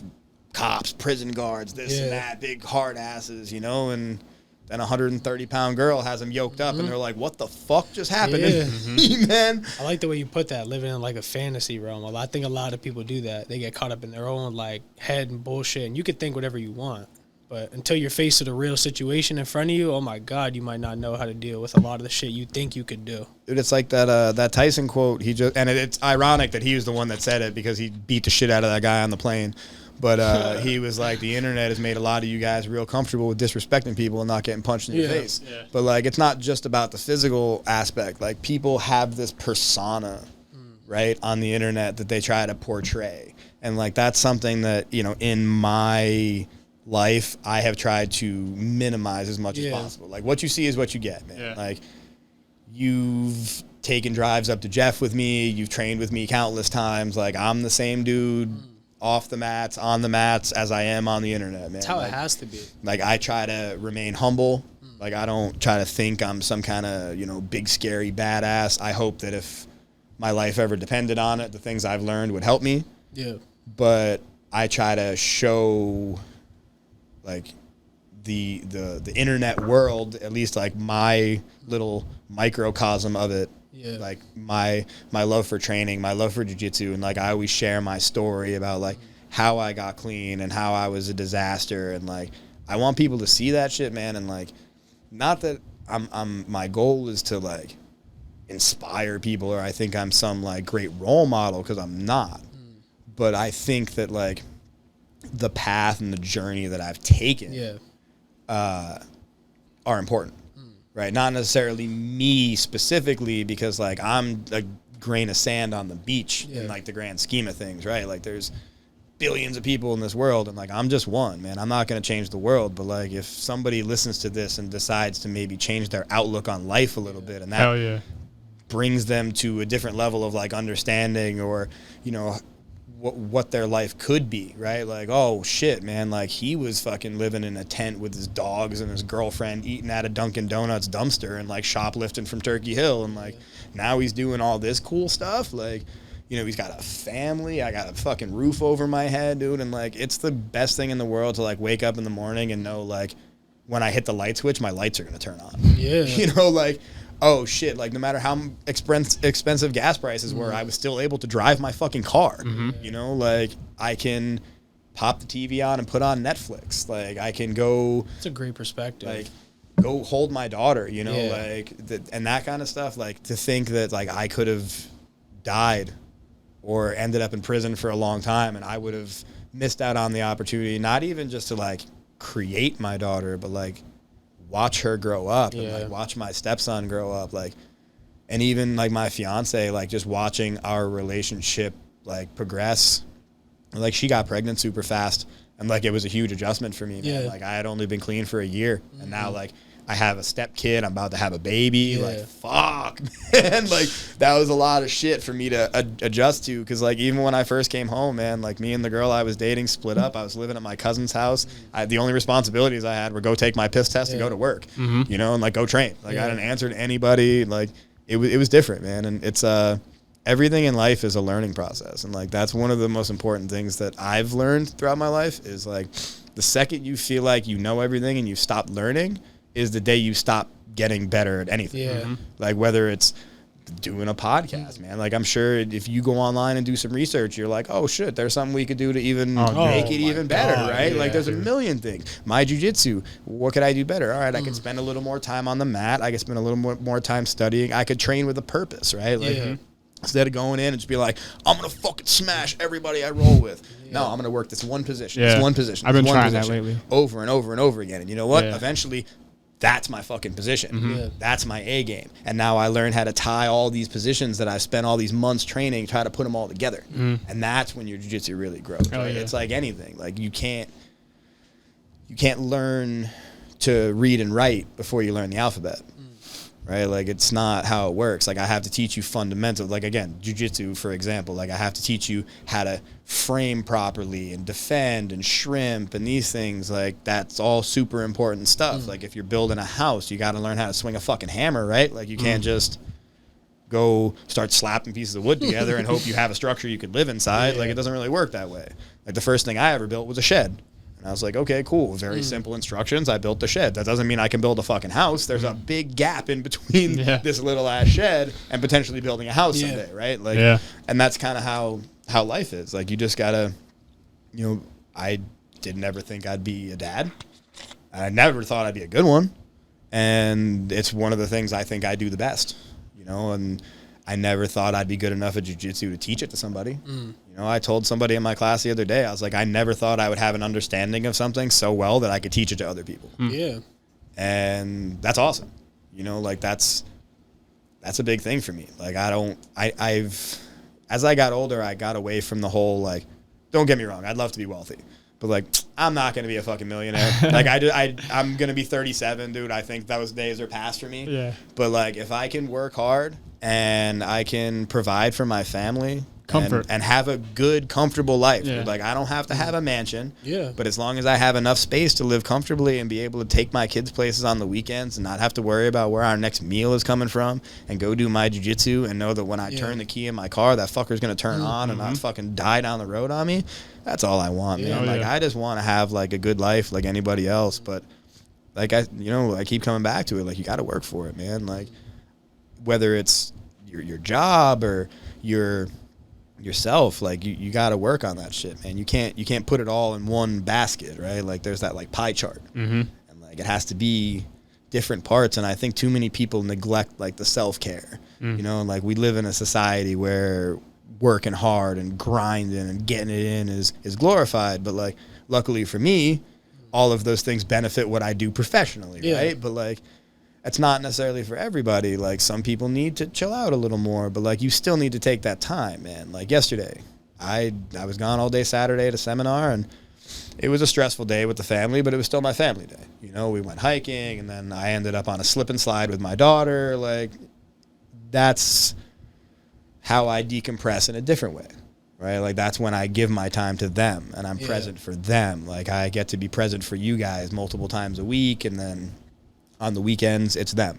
And I try to make it a point to like take them somewhere and like experience something with them. And like, thank God my fiance is really good about taking pictures, because I'm terrible with it. And that's something that like I've worked on, because I used to be on my phone nonstop. So now I try to be present in the moment, right? Like the meditation, the Buddhist stuff, like right here, right now, dude, this is the important part, you know, and this moment is only going to happen once, especially with like the kids, you know, watching them grow up. It's great. And I'm trying to get my daughter, I mean, she's only 2, but she comes to Thursday class, the kids class. And she like runs the warm up laps with them, and dude, when they try to start doing shrimps, she just like she lays down on the floor and like squirms back and forth like she's trying, and it's the cutest thing ever, dude. I can't wait. That's dope. Because like watching these little girls at like the competitions, like grabbing on each other's gis, and it's the fucking cutest thing in the world, dude. I can't wait. Yeah, that's dope, man. I think about that all the time, like where I'm gonna be at, like I guess in my headspace when I'm like a father one day, like how that. I don't want to think about that shit right now. Not right now, but it's definitely is a fun exercise to think about, because like it really puts in perspective like where you are, how childish you are now. That's true. And like how much, I guess, just like imagine you had a kid today, just out of nowhere, like how much you would need to get better, and you can apply that to your life right now without a kid. You know what I mean? Like, I suppose that's true. Yeah. Like, what can I do right now that could just make me a better person? Not a better father, because I'm not a father, but how could I just be a better person? You know what I mean? I think you can apply a lot of that to your life, for sure, if you think about it actively. Oh, absolutely. And I mean, it doesn't even have to be anything like astronomical or extreme, right? Like, if you can be a little bit better every day. Yeah. Like, and it doesn't have to, you know, even stupid stuff, man, just like, that doesn't take any effort, right? Like, I am an extremely polite person when I go anywhere. Like, I always say please, I always say thank you, I hold the door for people. Like, it doesn't take any extra effort to not be an asshole, right? But, like, too many people don't do that. Yeah, like, and it goes a long way. Even stupid shit, like, it aggravates me, but I try not to let it get to me, because that would be kind of hypocritical. Like, if I hold the door for somebody and they don't say thank you, like, that fucking aggravates me. Yeah. Like, if I didn't hold the door for that person, like if my mother was still alive, she'd slap the shit out of me. Like, if I didn't say please and thank you in the store, like, she would be very upset with me. Okay. Like, if I was an asshole to my waitress for no reason, my mom would be fucking pissed. Like, but not just because I was raised that way, but because like it doesn't take anything to be a decent person. You know, like it's not hard to just smile at somebody and be like, hey, have a nice day. You know, like you never know what like other people are going through. So I try not to like be too critical of others, you know. But it's hard sometimes, man. You know, none of us are fucking perfect. And like, thank God for lifting weights and doing jiu-jitsu, or I would be an insufferable dickbag and like no one would ever want to hang out with me. Just like you were saying, though, man, it's like those little steps, though, that make you a better person every day. Me and him preach that very often. It's just like that 1 degree turn, like on a ship. Over time, it'll lead you to a completely different spot of the ocean, completely. And I think that's so important. And people don't realize they always want like a quick result. Like they want to just be better tomorrow. But you got to take them little steps, like those very little, even if you spend 10 minutes a day on your craft, I guess you could say, like whatever is making you better, or even like you're saying, just holding the door open for somebody, being more polite every day. It's very little things, but at some point in your life, it'll add up to something amazing. I genuinely believe that. And absolutely. And I don't even necessarily, not that I'm like a huge like karma person necessarily, but like I really do believe in like the whole like law of attraction thing. And like I think if you like think positive thoughts and do positive things and like work towards like a positive outcome, you'll get one. At least you're much more likely to get a positive outcome than a negative one, right? But if like you're always around negative people and negative thoughts and negative actions, like how do you expect to ever end up like with any net gain here? Like if all you're doing is bitching, complaining about your situation, but you're not doing anything to remedy it, oh, my fucking job sucks and blah, blah, blah. Go get another one. Right. Fuck you mean? Oh, I don't get paid enough, I'm broke. Okay, work harder. Get another job. What do you mean? Get it. Oh, I work at McDonald's and they only pay me this much. Okay, well, it's a minimum wage job for someone with minimal skills. So learn how to do something and get a job. Like, take responsibility for your own actions. Take control of your own life, man. Nobody's going to fucking do it for you. I mean, maybe somewhere in somebody's life that happens, but sure as fuck wasn't mine, dude. I wasn't ever handed shit. And like I was raised in a household, like I came from, my grandparents are Irish immigrants, man. My grandmother gave birth to 10 kids inside her house. Like I was raised in a home where like you work hard, you'll get what you want. Like, and that's it. That's the only way. Yeah. There's no other way. We're not rich. We're not lucky. We're none of that. You're not getting family money from anybody. Like, if shit, dude, my mom died. I ended up more in debt than I was beforehand, and I got thrown out of my fucking house. Like, it's not like, you know, things just fall out of the sky for me. It's just, you know, I don't think that enough people value hard work anymore. And this isn't like, I know I sound like the fucking crotchety old man that's like, oh, these fucking kids these days, but like, it's not all of them, because like there are obviously exceptions to the rule. Like, the people that just really believe that like the world owes them something. Like, I hate that shit, man. And I think I call it the participation medal phenomenon. Like, that shit came from like people going into competitions. Like, I was at an MMA fight once. It was put on by a karate program. They were giving out silver medals for the motherfucker that lost. Now, I don't know where you come from, but last I checked, there's only 2 motherfuckers in that cage fighting each other. Right. And if you're not the one that won, you lost. Like, and listen, man, even in other competitions, if you're not first, you're last. Like, I'm very upset about all my silver medals because they should be gold. Right? But like, that's the standard I hold myself to. Yeah.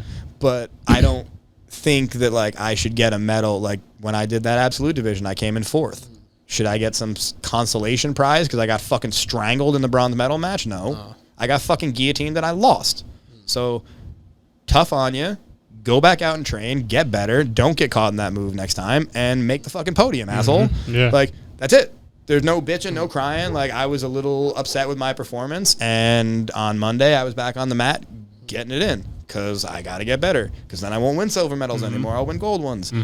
But, like, not even because of the medals or... You know, we've talked about promotions and belts. Like, if Jeff took away my purple belt today and gave me a white belt and was like, you're fucking garbage, this is the only belt you deserve, I would wear it with pride, and I would still love doing jiu-jitsu just as much as I do today. Yeah. But that doesn't happen until later. Yeah. Right? Like, once you get past the halfway through blue belt, purple belt, like, you're in it to win it, man. Like, at some point, as long as you keep doing jiu-jitsu, you will get your black belt. But... until you get to that point, it's like, because it does, dude. It speaks to your time and your effort and the work you've put in on the mat and like the blood, sweat, and tears that you've shed out on that mat and like all the stupid fucking injuries and mornings you've woke up and been like, fuck, it'd be cool if I could bend my arm, or like, damn, my neck hurts today, or whatever the case is, man. Like, that belt says that. But just like Hoy says, man, that belt also only covers 2 inches of your ass. Like, I submitted a black belt in competition as a white belt. Does that mean that I was better than him? No. It means that he made a stupid mistake and he got caught. Yeah. But it doesn't mean that I am a black belt or that I'm somehow, like, again, better than him. It just, it is what it is, man. Like, there's always going to be those variables. It's nice to have someone recognize it, but, like, it's about just, like, getting the work in and training and, like, pushing, you know? Like, just fucking getting out there. Yeah. And... I don't know. Like I said, man, I don't necessarily think it has to be jiu-jitsu, but I think everyone should do something physical. Yeah. Like, especially in America. God damn, man. Like, this is fucking ridiculous. Yeah. Like, what, 40% of our country is fucking obese or something like that? I think it's like, more than that. I think it might be like 63%. I don't think it's that high. I think it's under 50. But now, like, you also need to take into consideration the fact that there are, like... Yeah, like, he's considered obese. Oh, so am I. Yeah. Like, I'm... Really? Yeah. Yeah, because it doesn't take in account like muscle mass and shit like that. Yeah, like, dude, I'm 5'7" and 190 pounds. Like, I'm either considered obese or very close to it. But like, that's just on like the BMI scale, which is fucking useless, dude. Like, it should be like, you know, body fat percentage, stuff like that. Like, if you're 40% body fat, my guy, like, we have a problem. You know, like, that's not. Yeah, I think you're right. 37.9 of men and 41.1 of women are considered to be obese in America as of 2021. Wow. Yeah, that's like, still insane. That's not good. And then like, and you know, this whole time, like, I don't want to get too on the fucking tinfoil hat conspiracy shit. And like, I don't know if you can post this if I talk about COVID, but like all that shit, dude. Like, one of the biggest comorbidities with COVID was being fat. Yeah, bro. And how much did we hear about that? Yeah, not much at all. I've had COVID 3 times, and you know how sick I was? Not at all. And like, suspicious. They were offering free burgers at McDonald's if you got shot. You know what I mean? Yeah, dude. like, If you brought in like your Yeah. vaccine thing, they were giving away. dead Yeah, ass? dude, Dead ass they were giving serious, away fucking. Some other place was giving away some shit, some food. What? Like it's just crazy, dude. Like nobody was like, you know what? Maybe if you go outside in the sun, get some vitamin D, do some fucking exercise, Yeah. and like don't eat like a fucking pig. Maybe you won't get as sick. Yeah. Not saying you won't get sick. Mm-hmm. Like I did the first time my fiance was super sick, the baby was super sick. Everybody was like dying.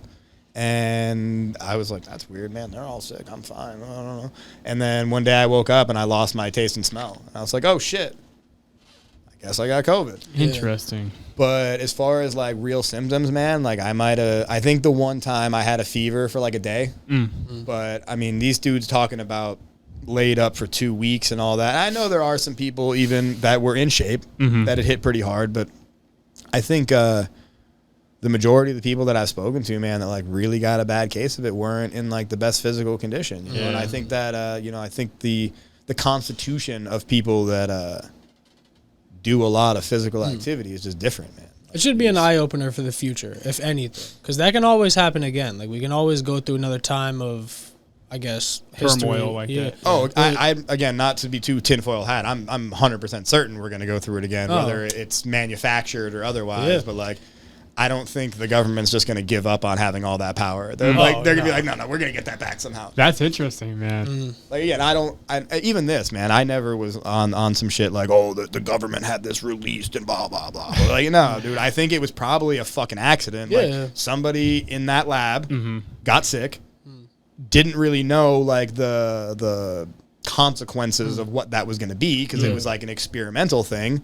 Got a whole bunch of other people sick, and then once it really like kind of set on fire and spread before anybody was like the wiser about it, the government was like, "Hey, let's not waste this opportunity." Yeah. Like I don't think like even like 9/11, I'm not like, oh, it was an inside job, but like I think that the government takes the opportunity to enact policies that it wants to do just by like using those things. Yeah. Like any maybe. shootings. Like I don't think that they're out there making these mass shootings, but I think they're going to take that as a way to pass Get whatever something gun passed, legislation or like, okay, with COVID, it was, we're going to try to pump all this money out. We're going to restrict this and this and this. But like Walmart and this company and all these companies that give us millions and millions of dollars every year, they can stay open. Oh, your mom's hardware store? Fuck that place. Yeah. Why?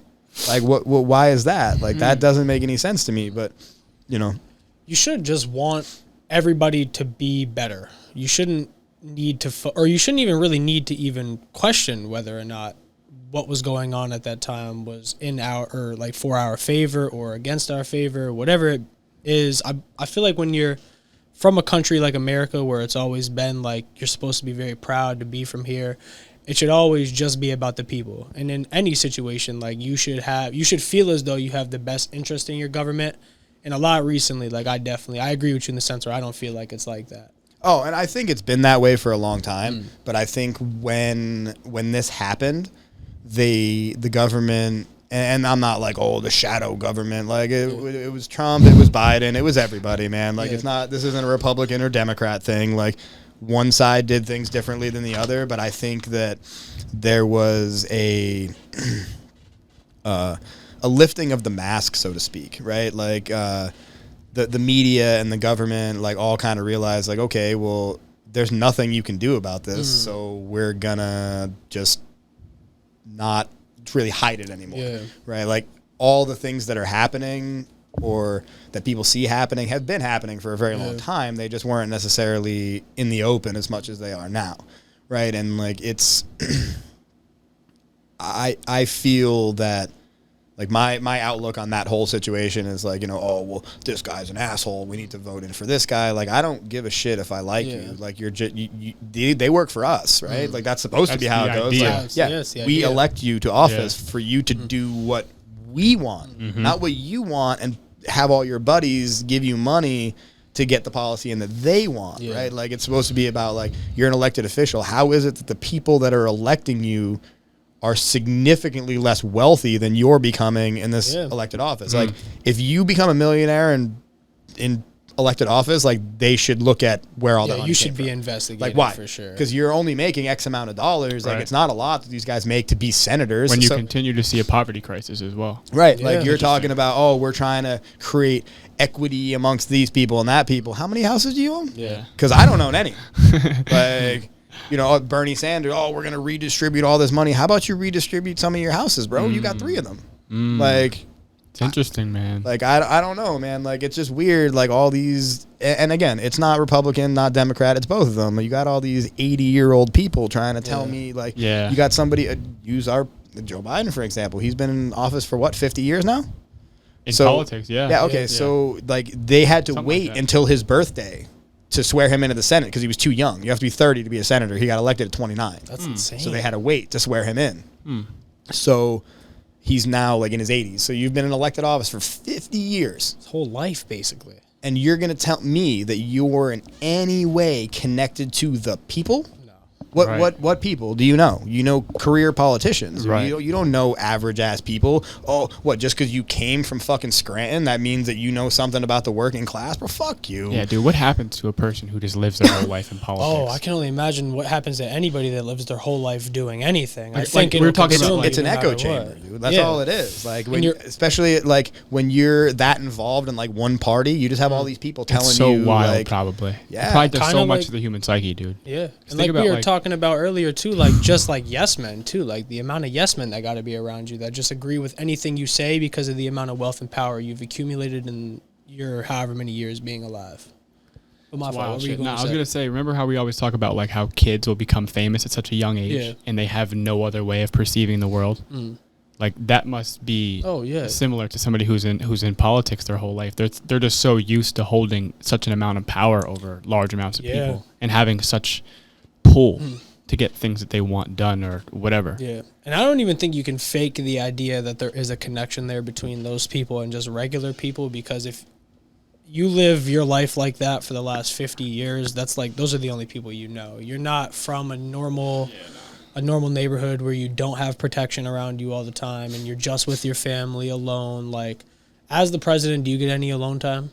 I Like, don't do know, you get to man. just be in your own head, like, and think about shit? No. I think a little bit, but I think there's always like a guy like right outside the room. And Oh, he's not like yeah. in the room with you. That's but what I mean. Like, do you ever not have a guy in the room with you? Like, when Joe Biden's taking a shit, is there not a guy in the bathroom? I don't really know. I mean, I've never. would- and see, that's the thing, man. Like that's shit that like I've never had to think about. Yeah. You know, like that's they're not the things that go across my mind. And you know, even like with a lot of the stuff that's going on right now, like you know, they're on the news talking about this and that, and like the war in Ukraine, and like sure, that's really important, but it's like the fact that you know there's people that are struggling to make ends meet right now is Yeah. super important. You know, Yeah. like the 9% inflation, that's super important. Like you're not like actually connected with the issues that people really want to like talk about and are really concerned with. Yeah. Man. Like I'm concerned about like being able to feed my family, put gas in my car, Yeah. make it to work. You know, what are my kids learning in school? Like that's super important to me because like I don't want you teaching them things that are not necessarily different than my values, but like things that I feel like I should be teaching my kids. Yeah. Okay. Right. Like I don't think public school is the place to be learning about, you know, and I'm not saying like, oh, if somebody wants to pray in school, that, but like, I don't think that like that's where he should be learning about God or Yeah. sex, like, you know, biologically, like the science part of sex, the sex ed, like this is how babies are made and this is a penis, this is a vagina. That's fine. But like all that other stuff, Yeah. like all the social issues, Yeah. I don't think that should be addressed by school. Okay. That should be addressed by parents. Yeah. Because it's our job as parents to raise our children and instill them with the values that we want them to grow up with. Like, I am not in any way like transphobic, anything like that, but like, I don't want a teacher telling my kid that men can get pregnant because that's not reality. He's 8. He doesn't understand that. Yeah. You know, that's and like interesting. that's a conversation that like we don't really need to have right now. When you're a little older and like your brain's a little more developed and you can understand what I'm telling you. Has that happened to you? Like, Yeah, oh yeah. He told me the other day. He's like, "Oh, we were looking through this book and my teacher told me about this this guy that got pregnant. He weighed like 700 pounds." And I was like, "Wait, what?" I was like, no, he was just real fat. He's like, no, he's pregnant. I'm like, if he was a man, he wasn't pregnant. And then I had to explain, like, yeah, like, Yeah, it's I mean, scary, he man. remembers that, like, he just had a baby sister. So I was Yeah. like, okay, remember how like we said mom grew her like in her belly, but like it's actually not her belly. It's an organ called a uterus, and like men don't have those. So they can't have babies. Biological men don't have. Right, and that was Uteri. that was the end of it. Like I wasn't like, oh well, you know, there's trans, because like again, he's 8, dude. Yeah. Like he barely fucking understands how to put his underwear on the right way. Like Yeah. yesterday, he was walking around all day with his underwear on backwards. He doesn't, you know what I mean? like he doesn't need to know. Not the time, right? Right, like Yeah. that's not. And like he came to me, you know, with some concerns about like, well, you know, what if I'm gay? And I'm like, I don't care. But like you're really little, and those are really big feelings. But like, where are you hearing this? Right. You know, like when I was a kid at 8, like, oh, you're gay. I didn't know what that meant. Yeah.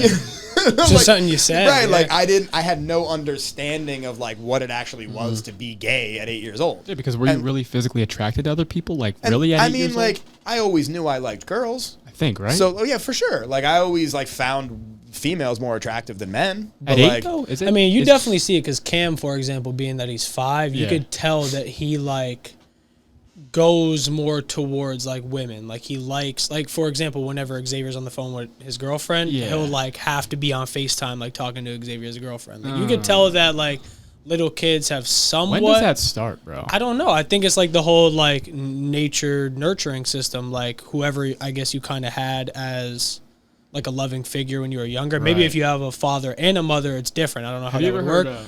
Have you ever heard of Freud? Like the Freudian theories on stuff No. like this? so Like, a lot of his stuff has been kind of like discredited, and Yeah. they're just like, he was just a fucking pervert. Yeah. But what like the Oedipus complex and like that kind like of thing. as a like, young child, you're attracted to the parent of the opposite sex. Right, so it was Oedipus and Electra. Like there was the two like ancient Greek stories. Like the Oedipus was like he came and he ended up like he killed his real father. Like he was an orphan or Yeah. something. He killed his real father, comes back and ends up like fucking his mother, but like he didn't know it was his mother. And when he finds out, he like stabs out his own eyes or whatever the case is. But like there's a whole like story about it. And I mean, eventually they kind of like a lot of people have discredited Freud's stuff, but like I still think it's interesting. But there's even the like even as like a straight male, I see a lot of similarities between my fiance and like my mother.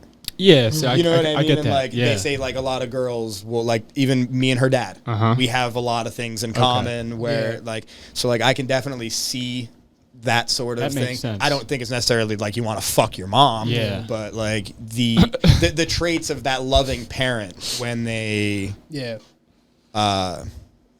you know, you want to like emulate that with a partner that you're Sure. going to spend your life with Yeah, because that sure. was a nurturing environment sort of thing. You found a lot of love there when you were right, younger. like, right. And so, I mean, there's probably something to that. But as far as like whether or not people are straight or gay, man, I'm no scientist, but Yeah. I'm pretty sure that's like written in the pudding somewhere. You know, like that's not a decision that you like consciously come up with, and you're like, you know what?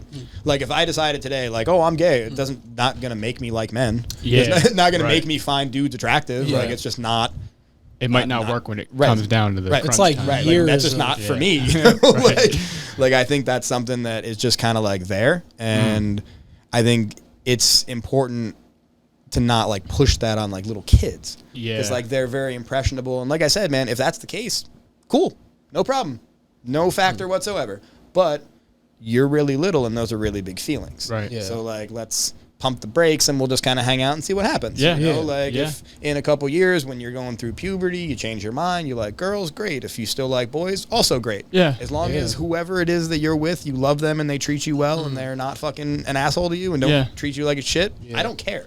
Yeah, I saw what you're saying too, like about I think public schools are legally allowed, or teachers in public schools are legally allowed now to lead a prayer in class or something like that. Did you see So talking I about did that. see something about that. I didn't look too deeply into that. I know a lot of that came from that football coach. I don't know if you were following that case at all. So there was a football coach at the end of games. He would Oh right, yeah, we did voluntarily this in football, too. by Yeah. himself Yeah, go to the 50-yard line, kneel down and say a prayer. Yeah. Some students, like both teams, Uh-huh. you know, visiting and teams, all that, thought it was cool. Uh-huh. They went out and joined him.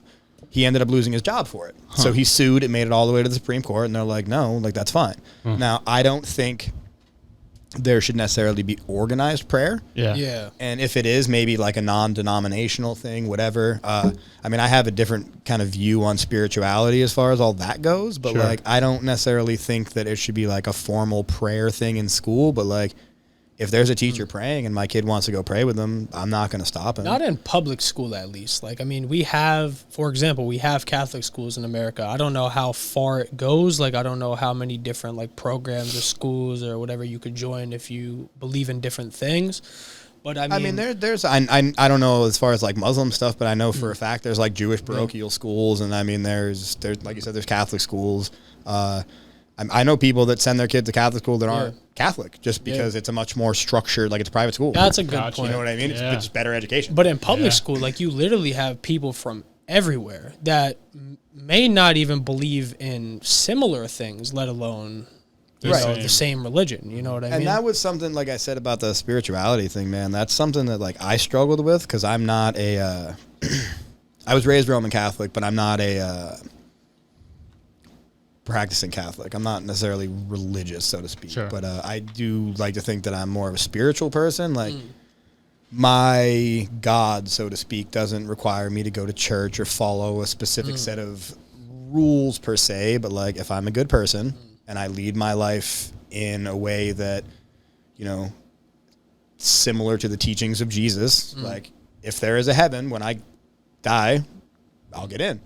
Right? Like, I don't necessarily have to go to church and give money to anybody or any shit like that, man, because, you know, the God of my understanding is that, like, as long as I follow these teachings and I'm good to people and, like, I try to, you know, help people and care for people, and if there's people in need, if I can help them, like, do it. And, like, you know, like, even what I do with teaching, like, trying to give back to people and improve people's lives and, you know, live selflessly from time to time. Like, I think that that's, you know, a good thing to strive for. And I think religion was a lot of the ways religion was made for that, right? To develop a moral structure, right? Gotcha. Like between the like philosophy of like the Greeks and the Romans and the Judeo-Christian values is what built our society, right? Like without it, it would be fucking chaos.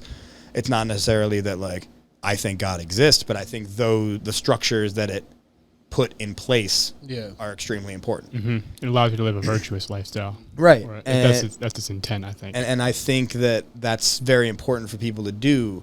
Now, I also don't think that that people should be given the right to strip someone of their ability to do something that isn't hurting anybody, right? Like this guy going, like, it's not like he's like, I don't care what you believe in, you need to say this prayer, you're sitting on the bench. Yeah. Well, no, dude, like that's not how this works. But like if you want to go pray and they want to go join you, then nobody should care about that. Like if it's not forced upon you. My issue is like with public schools forcing shit upon small impressionable children, right? Like that echo chamber. Like I want them to go there and learn how to read, learn how to write, learn about history and science. Do some math, maybe. Yep. And then, you know, the social skills. Yeah. Sure. Like, that's one a of the big part reasons why, like, I wouldn't want to homeschool my kids. It's why I put my daughter in daycare when she was a year old. Because I wanted her to have, like, socialization around other kids and other adults because that, like, makes them more well-rounded humans. Like, kids learn by doing, right? Like, they learn by imitating us. Well, how better to learn to be a little kid than imitating other kids? Yeah. If you don't see any other little kids, you're not going to know what they do. We're social creatures, man. Right. So, like, you put them in their little tribes. And, like, even at her daycare, dude. Yeah, when I go right. there, like, they have, like, she has her little, Pack. she's fucking 2. Yeah. And there's, like, you know, her and the couple little kids that are always together when I go pick them up and they're playing outside. Like, it's cool to see that, you know? And, like, It's crazy. They love that shit too. We're still very instinctual. Yeah. Isn't that kind of yeah, cool? man, it's that lizard brain. Like, it's that stuff that, like, we don't even realize that we need. And that, you know, that goes back to some of the stuff we talked about earlier. Like, people that have, like, mental illness and stuff, man. One of the things that I did that was the worst fucking thing in the world was, like, I would isolate, man. Like, when I was going through some shit, dude, I wouldn't get out of bed for weeks unless it was to fucking cop drugs or go take a piss. Yeah. Like, I would just lay in bed and get high and sit there by myself or with the girl I was dating, and we would just, like, not even leave our bedroom, dude. Like, there was people in our house, and we're just, like, in our bedroom, just, like, doing our thing all, like, in secret. And like that sucks, man. And like even in AA, that's something they really stress about. Like you're supposed, like whenever you're going through some shit, you're supposed to call somebody. Yeah. And like that's how AA started. Like I don't know like how much about any of that stuff you guys know, but the guy who started it, he was out in like Ohio, I think. And he was at some kind of like business event, and he was like really struggling to stay sober, and he started going through the phone book, and he found another guy who was an alcoholic, and he went over to his house. And that was the first ever AA meeting. Oh, wow. And like Really? that's how Alcoholics Anonymous started. Wow. Like was just one alcoholic helping another. Wow. And you know, they ended up, I mean, it's what it is, and it's helped millions of people get sober, man. Wow. Like it's a really, really cool thing, especially if you can get past, you know, that's kind of how I ended up here on this conversation. The religious part, right? Because like it's about being spiritual. It's like, you know, it's a God of my understanding, but like, well, that says capital G God, dude. That's the God of my youth. That's the Roman Catholic God that I don't really like. I can't do that. I'm not religious. I don't believe in God.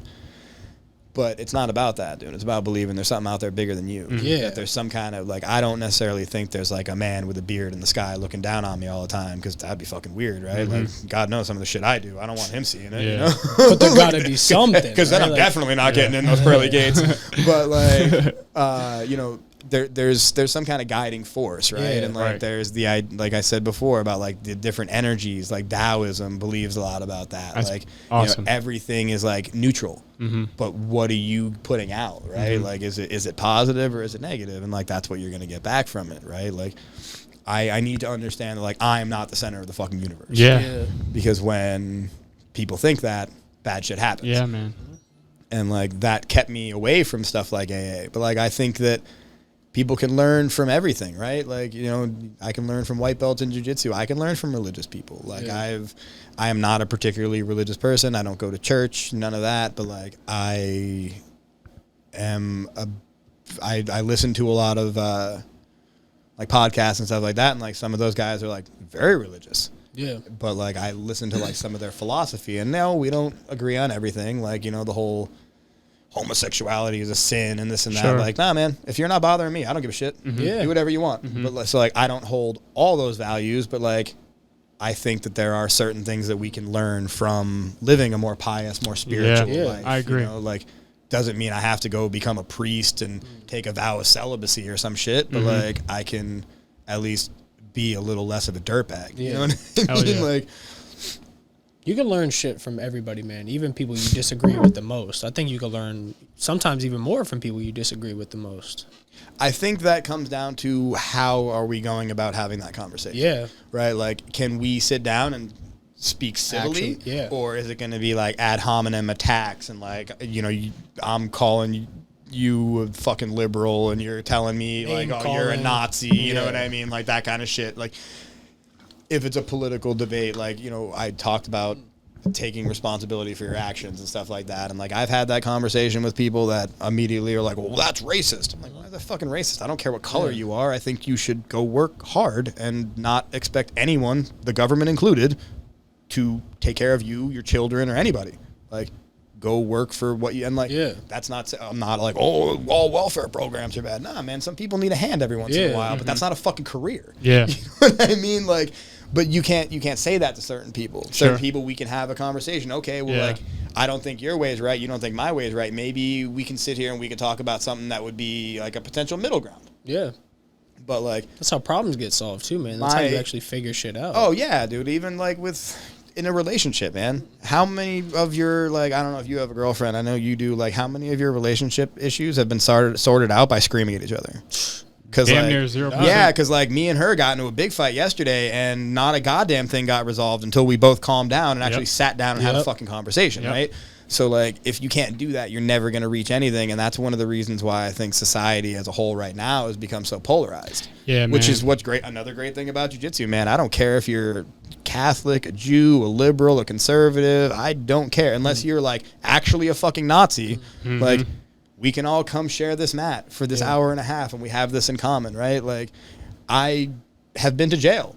I've rolled with prison guards that were in the jail I was at. Oh, that's funny. That's you know crazy. what I mean? Like, it's crazy. Like, I've trained with police officers and been like, hey, so like, what happens if you run into me? Like, when things go off the rails for me and I decide I don't want to get arrested, then what do we do?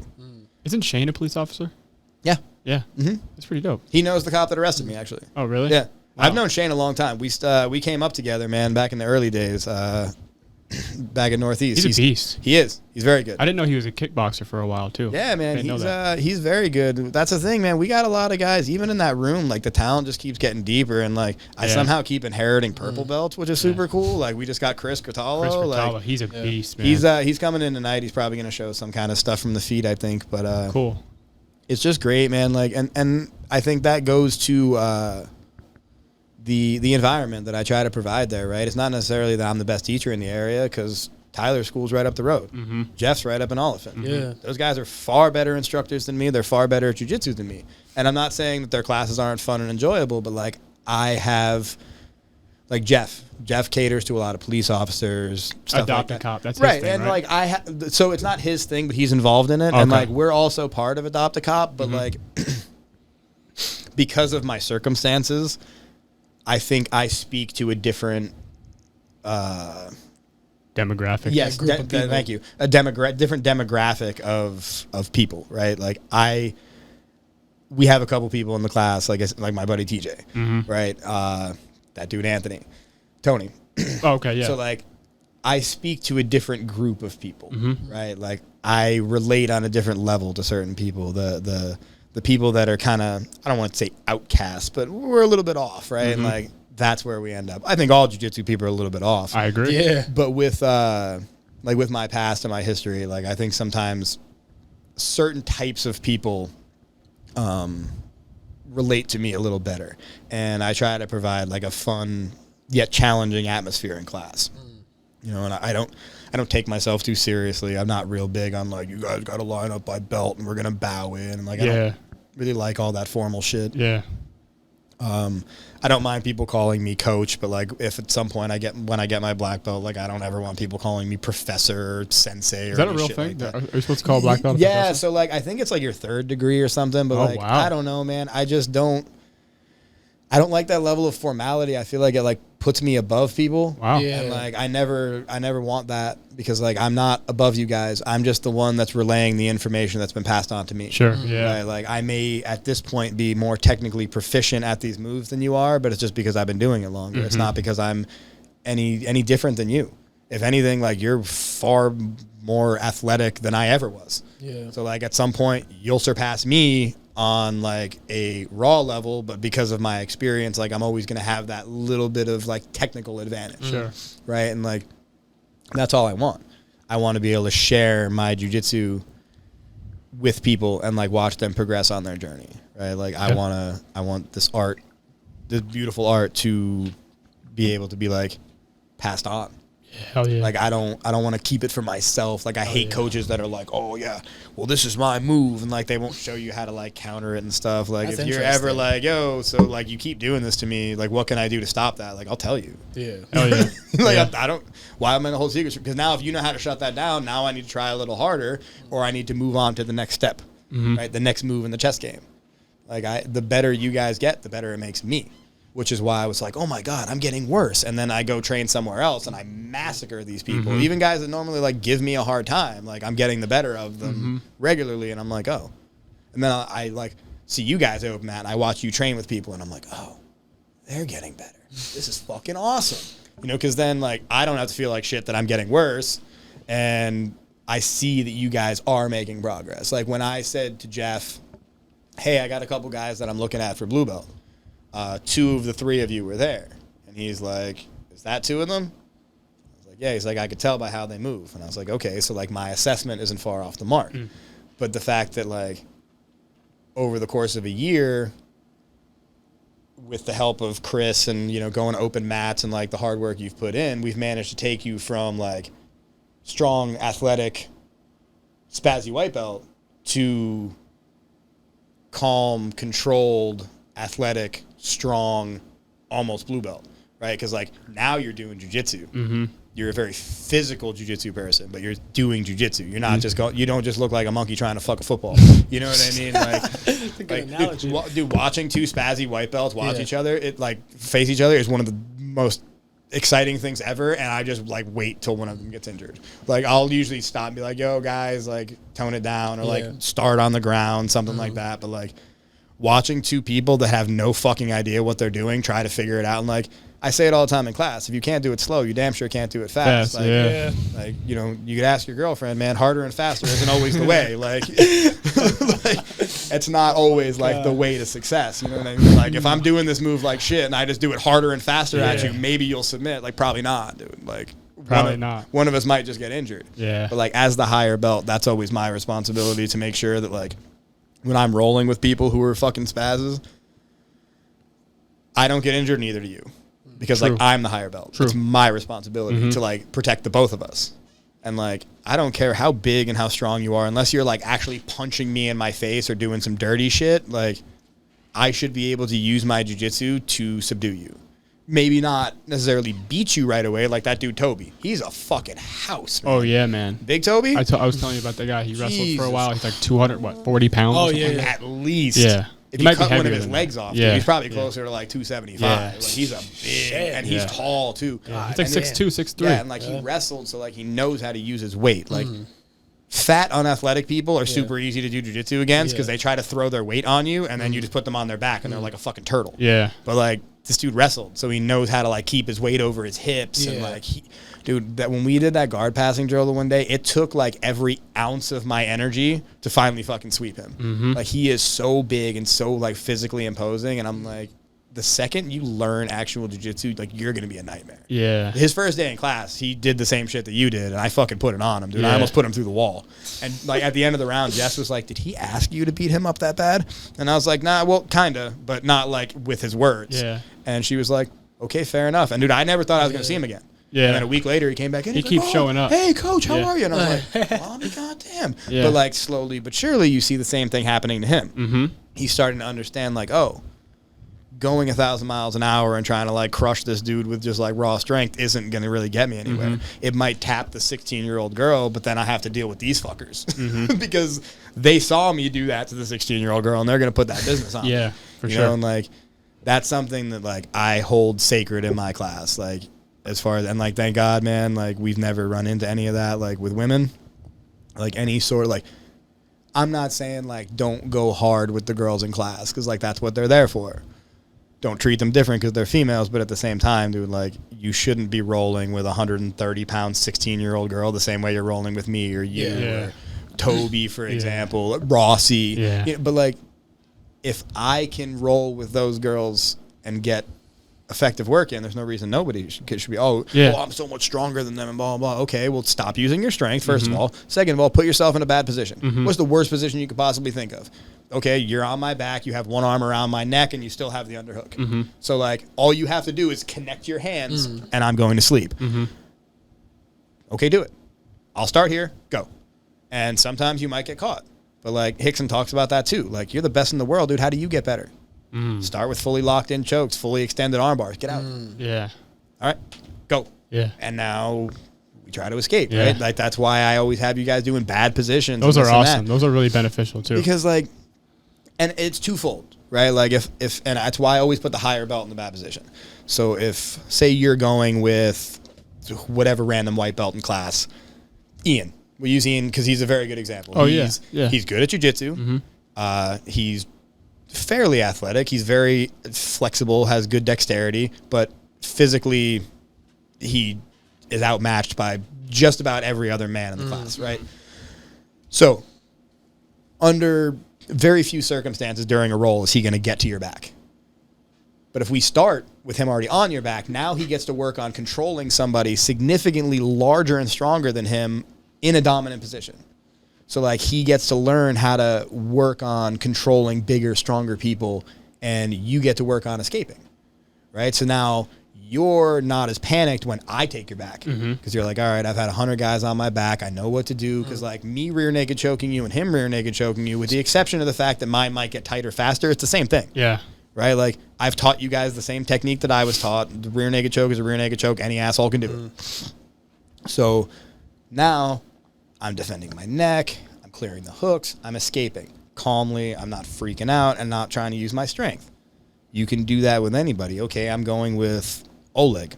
Okay, Oleg, try to pass my guard. I won't use my hands for anything other than frames. I won't establish any grips. I won't pull on your sleeve. All I'm going to do is, like, plant a hand on your hip escape, keep going, right? I will train using only one hand, right? Like I injured my arm real bad.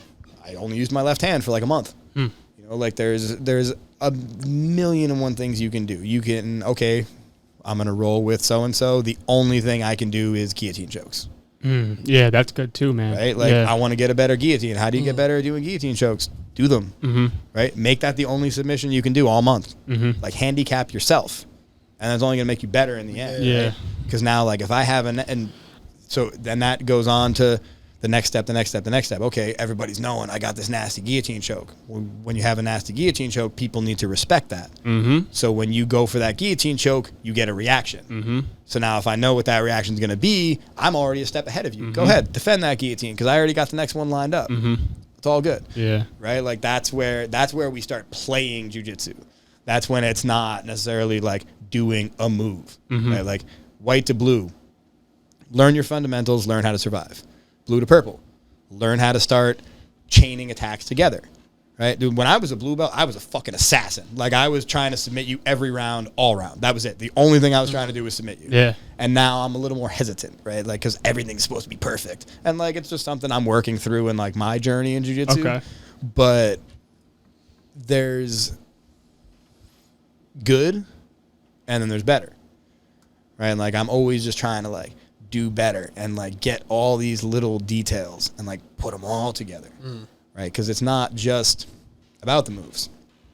You learn the moves, but then you got to put them together. Because like if I teach you an armbar from guard, unless I make some kind of catastrophic mistake, you're not going to hit me with an armbar from closed guard because every idiot who's ever done jiu-jitsu knows that move.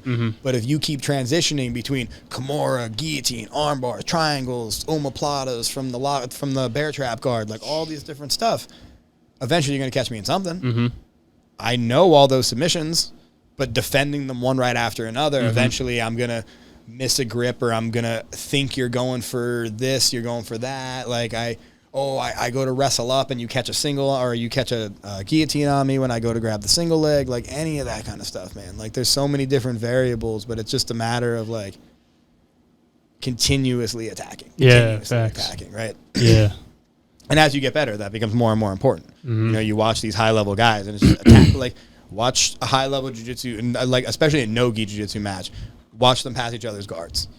Like the amount of like movement and this and that, it's never just like, okay, I pin this here and I do this. It's step, like move this way, step inside, knee cut, hop over this way, back step. You know what I mean? It's there's so much that goes into like this one sequence. Yeah. And I don't know, man. Like it's, I guess people that don't know what they're watching, it must be tough, you know? Yeah, it is a difficult sport to watch if you're not like into it. Right. If you don't do it. And you know? I've spent so many hours just like sitting on the mats, like watching people train. Yeah. You know, and like when I'm injured and I can't roll, like I watch you guys train and I coach you from the sidelines, but like that helps me too. Because now I'm getting that bird's eye view.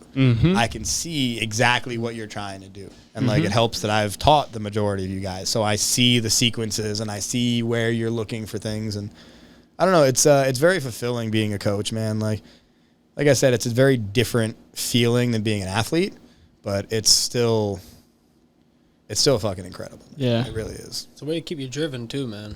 Keep you on top of your absolutely. shit. Yeah, it gives me something. And like, again, too, like teaching, it puts another layer on that because now even on my worst days when I could normally just, fuck it, I'm not going to class today. Like I'm not really that type of person, but if I wanted to be, I can't. Yeah. Because I still have to go teach because I have people who pay me and depend on me to be there, right? And like, you know, my kids' class, like, well, I can't just ditch kids' class, you know? Like, God, I'd hate to do that to those kids. Like, I would feel worse, like, if I, you know, quit teaching there, if I, like, left on bad terms or something.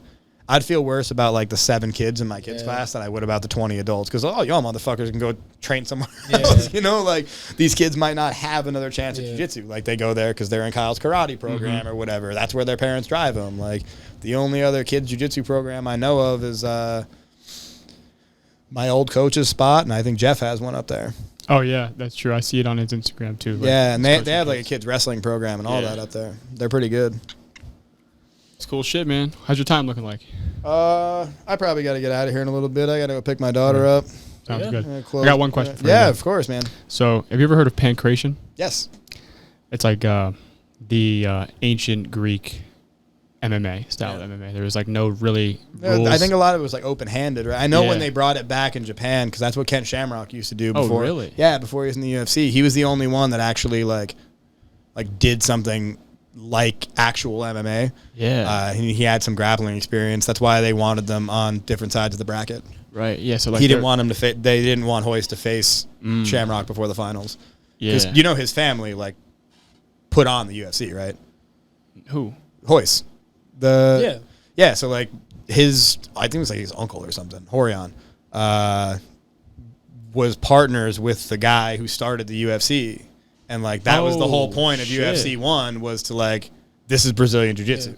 Wow. He started in Pride, didn't he? No, Pride. This was way before Pride. Oh, so really? Ken Shamrock started in like Pankration in Japan. Okay. So like it was the precursor to Pride, basically. Wow. But yeah, like the like mixed martial arts here, like that was how jiu-jitsu got introduced to America. Wow. And like that's why allegedly, like this is one of those Gracie lore sort of things. Yeah. Like that was kind of why they picked Hoist, because he's 6'1", 170 pounds. Like if they would have picked Hickson, he would have walked in the cage and they'd be like, of course that motherfucker's beating everybody. Because at that point, dude, Hickson looked like he was chiseled out of stone. You know what I mean? But I mean, there was still like some fighting going on in Japan because that's where Hickson went. Yeah. That's so cool. They were doing like wild freak show fights. And Yeah, shit. dude, and like even like later on here when the UFC started instituting like actual rules and like drug testing and all that stuff, Yeah. man, Pride was like, fuck it, do whatever you want. Yeah. Yeah. Fucking 10-minute first rounds, Yeah. soccer kicking people in the No face weight and classes, shit. like That's everything. yeah, they were Wild having shit. those freak show fights. So they had, I believe it wasn't it Hoist Gracie that fought what the fuck was his name? Like the 400-pound dude. I'm gonna forget. Oh his yeah, name. yeah. I know what you're talking about. But yeah, that was a wild fight, and Hoist ended up submitting him. His big ass. There, and then there's like the Hoist Gracie Sakuraba fight, which is the longest fight in MMA history, dude. They fought for a fucking hour. Could you Oh imagine my fighting God. someone for 60 minutes? Jesus Like Christ. unbelievable. Sorry, what was your question about I penetration wanted, though? So I wanted to know what you think about, like, how do you think the MMA fighters and the quote-unquote warriors of today would match up with the warriors of history, like the Achilles and like the people from the ancient Greek times? Do you think now we're more developed with like recovery and technique and stuff like that? Maybe, but I also think that as like, I mean, it's been pretty much like proven that humans now are far less tough than they were then. Like physically durable? Yeah, man. Because like, think about. I mean, granted, like even for us, dude, we have pretty easy lives, right? Yeah, Like, yeah. did you have to go hunt for your breakfast this Nah, morning? That's I true. didn't. You know what Yeah. I mean? Like, did you have to hope that your wife picked some berries so that you could eat lunch or Yeah. whatever? Like, they were just hardier people, Mm-hmm. man. Like, they lived harder lives. Like, I think people in general were just harder, right? Like, if you were getting into a fucking, like, Coliseum and fighting people, Yeah. like, you're a bad motherfucker. Oh, yeah. Like, we're not talking about, like, unified rules. We're talking about, like, I have a metal thing on my fist that I'm beating your head in with. Yeah. Like, And I'm trying to kill you, literally. yeah, now, Yeah. from a technical aspect, I think it's probably way more refined. Today. Yes, Yeah. today.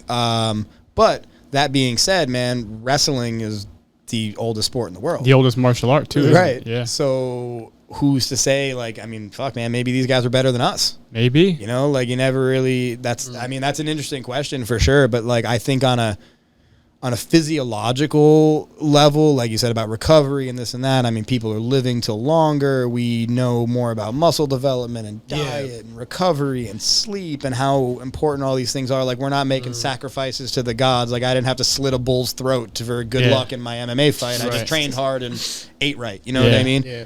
But I think just pure physicality. I think people, and like, you know, we talked about, you know, the religion and ethics and stuff like that a little bit. Like, are we talking about like a sanctioned sporting event, or are we talking about a fight to Like the a- death? like a- Because Oh, that's a good now, question. if we're talking about a fight to the death, I think those guys beat us 99 out of 100 times. Really? Oh, absolutely. I don't Because know, man. because now we're conditioned to think that like beating someone to death with your bare hands is a bad thing. Yeah, it was normal to them. That guys. was Yeah. honorable. Yeah. Like, to die in battle is Yeah. the greatest honor, dude. Right. Like, and look at the Vikings. Like, you die with your That's fucking axe in true. your hand, That's you know? very Like, true. a good point. I mean, you people just looked at things differently. You know what I mean? Like I don't think there's so much of a focus on like honor and strength. I mean, again, not to get too politically in the weeds here, but I mean, look at how they try to present that shit in society. All toxic masculinity. Yeah, right. What the fuck is that? Yeah. Like, no, like you don't. It's not toxic masculinity. You're an asshole. Yeah. Like being masculine is not a bad thing. It's not. Like being tough and being able to provide for my family and knowing that like if I'm out somewhere and someone is harassing me or my family, like you're gonna have a bad fucking day, bud. Yeah. You know what I mean? Yeah. And like I'm not afraid to tell you that. Like if I'm not the type, like I don't know, maybe it's macho or whatever, but like if some dude's like getting out of line with my old lady, like I'm gonna say something to you. Like I'm not just gonna be like, oh, it's okay, just ignore him. No, fuck you, you're being disrespectful. Yeah. Like don't do that shit. Which is important. At the same time, like you're obviously also not just out looking for trouble. Right. No, not at all. And like I'm one of the, like I said about the energy, man, like I give what I get. Yeah. Like if I feel like you're being an aggressive asshole, like, okay, I can do that too. But like at the same time, man, we can go outside and shoot the fair one if that's really what you want to do. But like, I don't recommend it. You know, like it's just, it's that like, just that mentality of people, man, where they think they could just do whatever the fuck they want. Yep. And like we have all these laws protecting people because of that. Like I can't even tell you I'm going to kick the shit out of you without being liable for charges. That's true. Man. Like that, but you can sit here and say all this nasty shit to my girlfriend. Well, like that's not really fair because, like, I don't know, man. I think some of us are an anachronism. So like it's something like out of its proper time period, right? Like one of my counselors told me like I would have done well in a different time, right? Because like I don't necessarily see like gray areas or like right and wrong. It's like, okay, how am I going to protect myself, my family, whatever the case is, my loved ones, my friends, so on, my community, so on and so forth. And like now that's toxic masculinity because like I'm willing to say like, no, dude, like if there's a problem and someone has to have like a physical altercation to solve it, I'm not going to back down from that. Yeah. But I'm also like, you're real comfortable sitting behind that keyboard telling me I'm a pussy, but you would never say that to my face. You ever hear Jordan Peterson talk about this? Like, a rabbit isn't virtuous, and like a harmless man isn't a good, a harmless man isn't a good man. Yeah, like, if you're like a violent man, but you have it under control. Yeah, like you're peaceful. Right. Like if you're not capable of great violence, you're harmless. Right, you're harmless. You're not peaceful. Yeah. Right. Yeah. I love that quote, man. When he, you know, like you're 100% right. Like you're not peaceful. You're a pussy. Yeah. Like you're just not capable of doing anything else. Yeah. Right. Like I am voluntarily, for your sake as much as mine, not being a dickhead. Because like if I wanted to, and not like, you know, in the grocery store or anything, but like if I wanted to like bully people in my life, I could. Yeah. But that makes me a shitty person. That, like that's not toxic masculinity. You're just an asshole. Agreed. Like masculinity can be a great thing, and I think the lack of it is one of the big problems in society today. I agree. You got kids growing up without fathers; they have nobody to look up to. I agree. And then they get these male role models who are fucking scumbags. Like instead of having someone, and like that's something that, you know, I've talked to with my kid. Like I know that, you know, I'm hard on you sometimes, and I'm sorry, but like when you're older, you'll understand. But it's not my job to be your friend right now. It's my job to make sure that you grow up to be a decent person. Yeah. Because I wasn't, and I want you to do better than me. And like he knows I've been to jail and all that. Like I didn't get into the specifics. I just said like I made some bad choices. I stole some stuff. I went to jail. But like he stole innocently from one of his mom's friends. He stole some money from her. And I was at work when I found out. He was already in bed when I got home. And the next morning I woke him up super early and I was like, hey man, get dressed. We got to go somewhere. And on the way there, I was like, so I heard you stole some stuff and blah, blah, blah. And I took him to jail. And we parked outside and I was like, yo man, I'm like, so go, like it was right at shift change. And I was like, yo, go tell those guys what you did and they're going to take you inside. And he like looks out the window. He's like, is this jail? And I was like, it sure is, man. I'm like, remember when I told you I went to jail? And he's like, yeah. I'm like, do you remember what I did? He's like, you stole. And then, like, you saw it, like, the light click on, and he's like, oh, shit. Yeah. And I was like, so we're never going to do that again, right? And, like, to the best of my knowledge, he hasn't. And, like, you know, not necessarily that was, like, the best way of going about things. That's very honorable, man. That's going to be a cool story for him one day. But, like, listen, man, sometimes, like, I grew up in a tough love kind of house, man. Like, Same here. I know that he may not understand it, and he may think I'm a dickhead.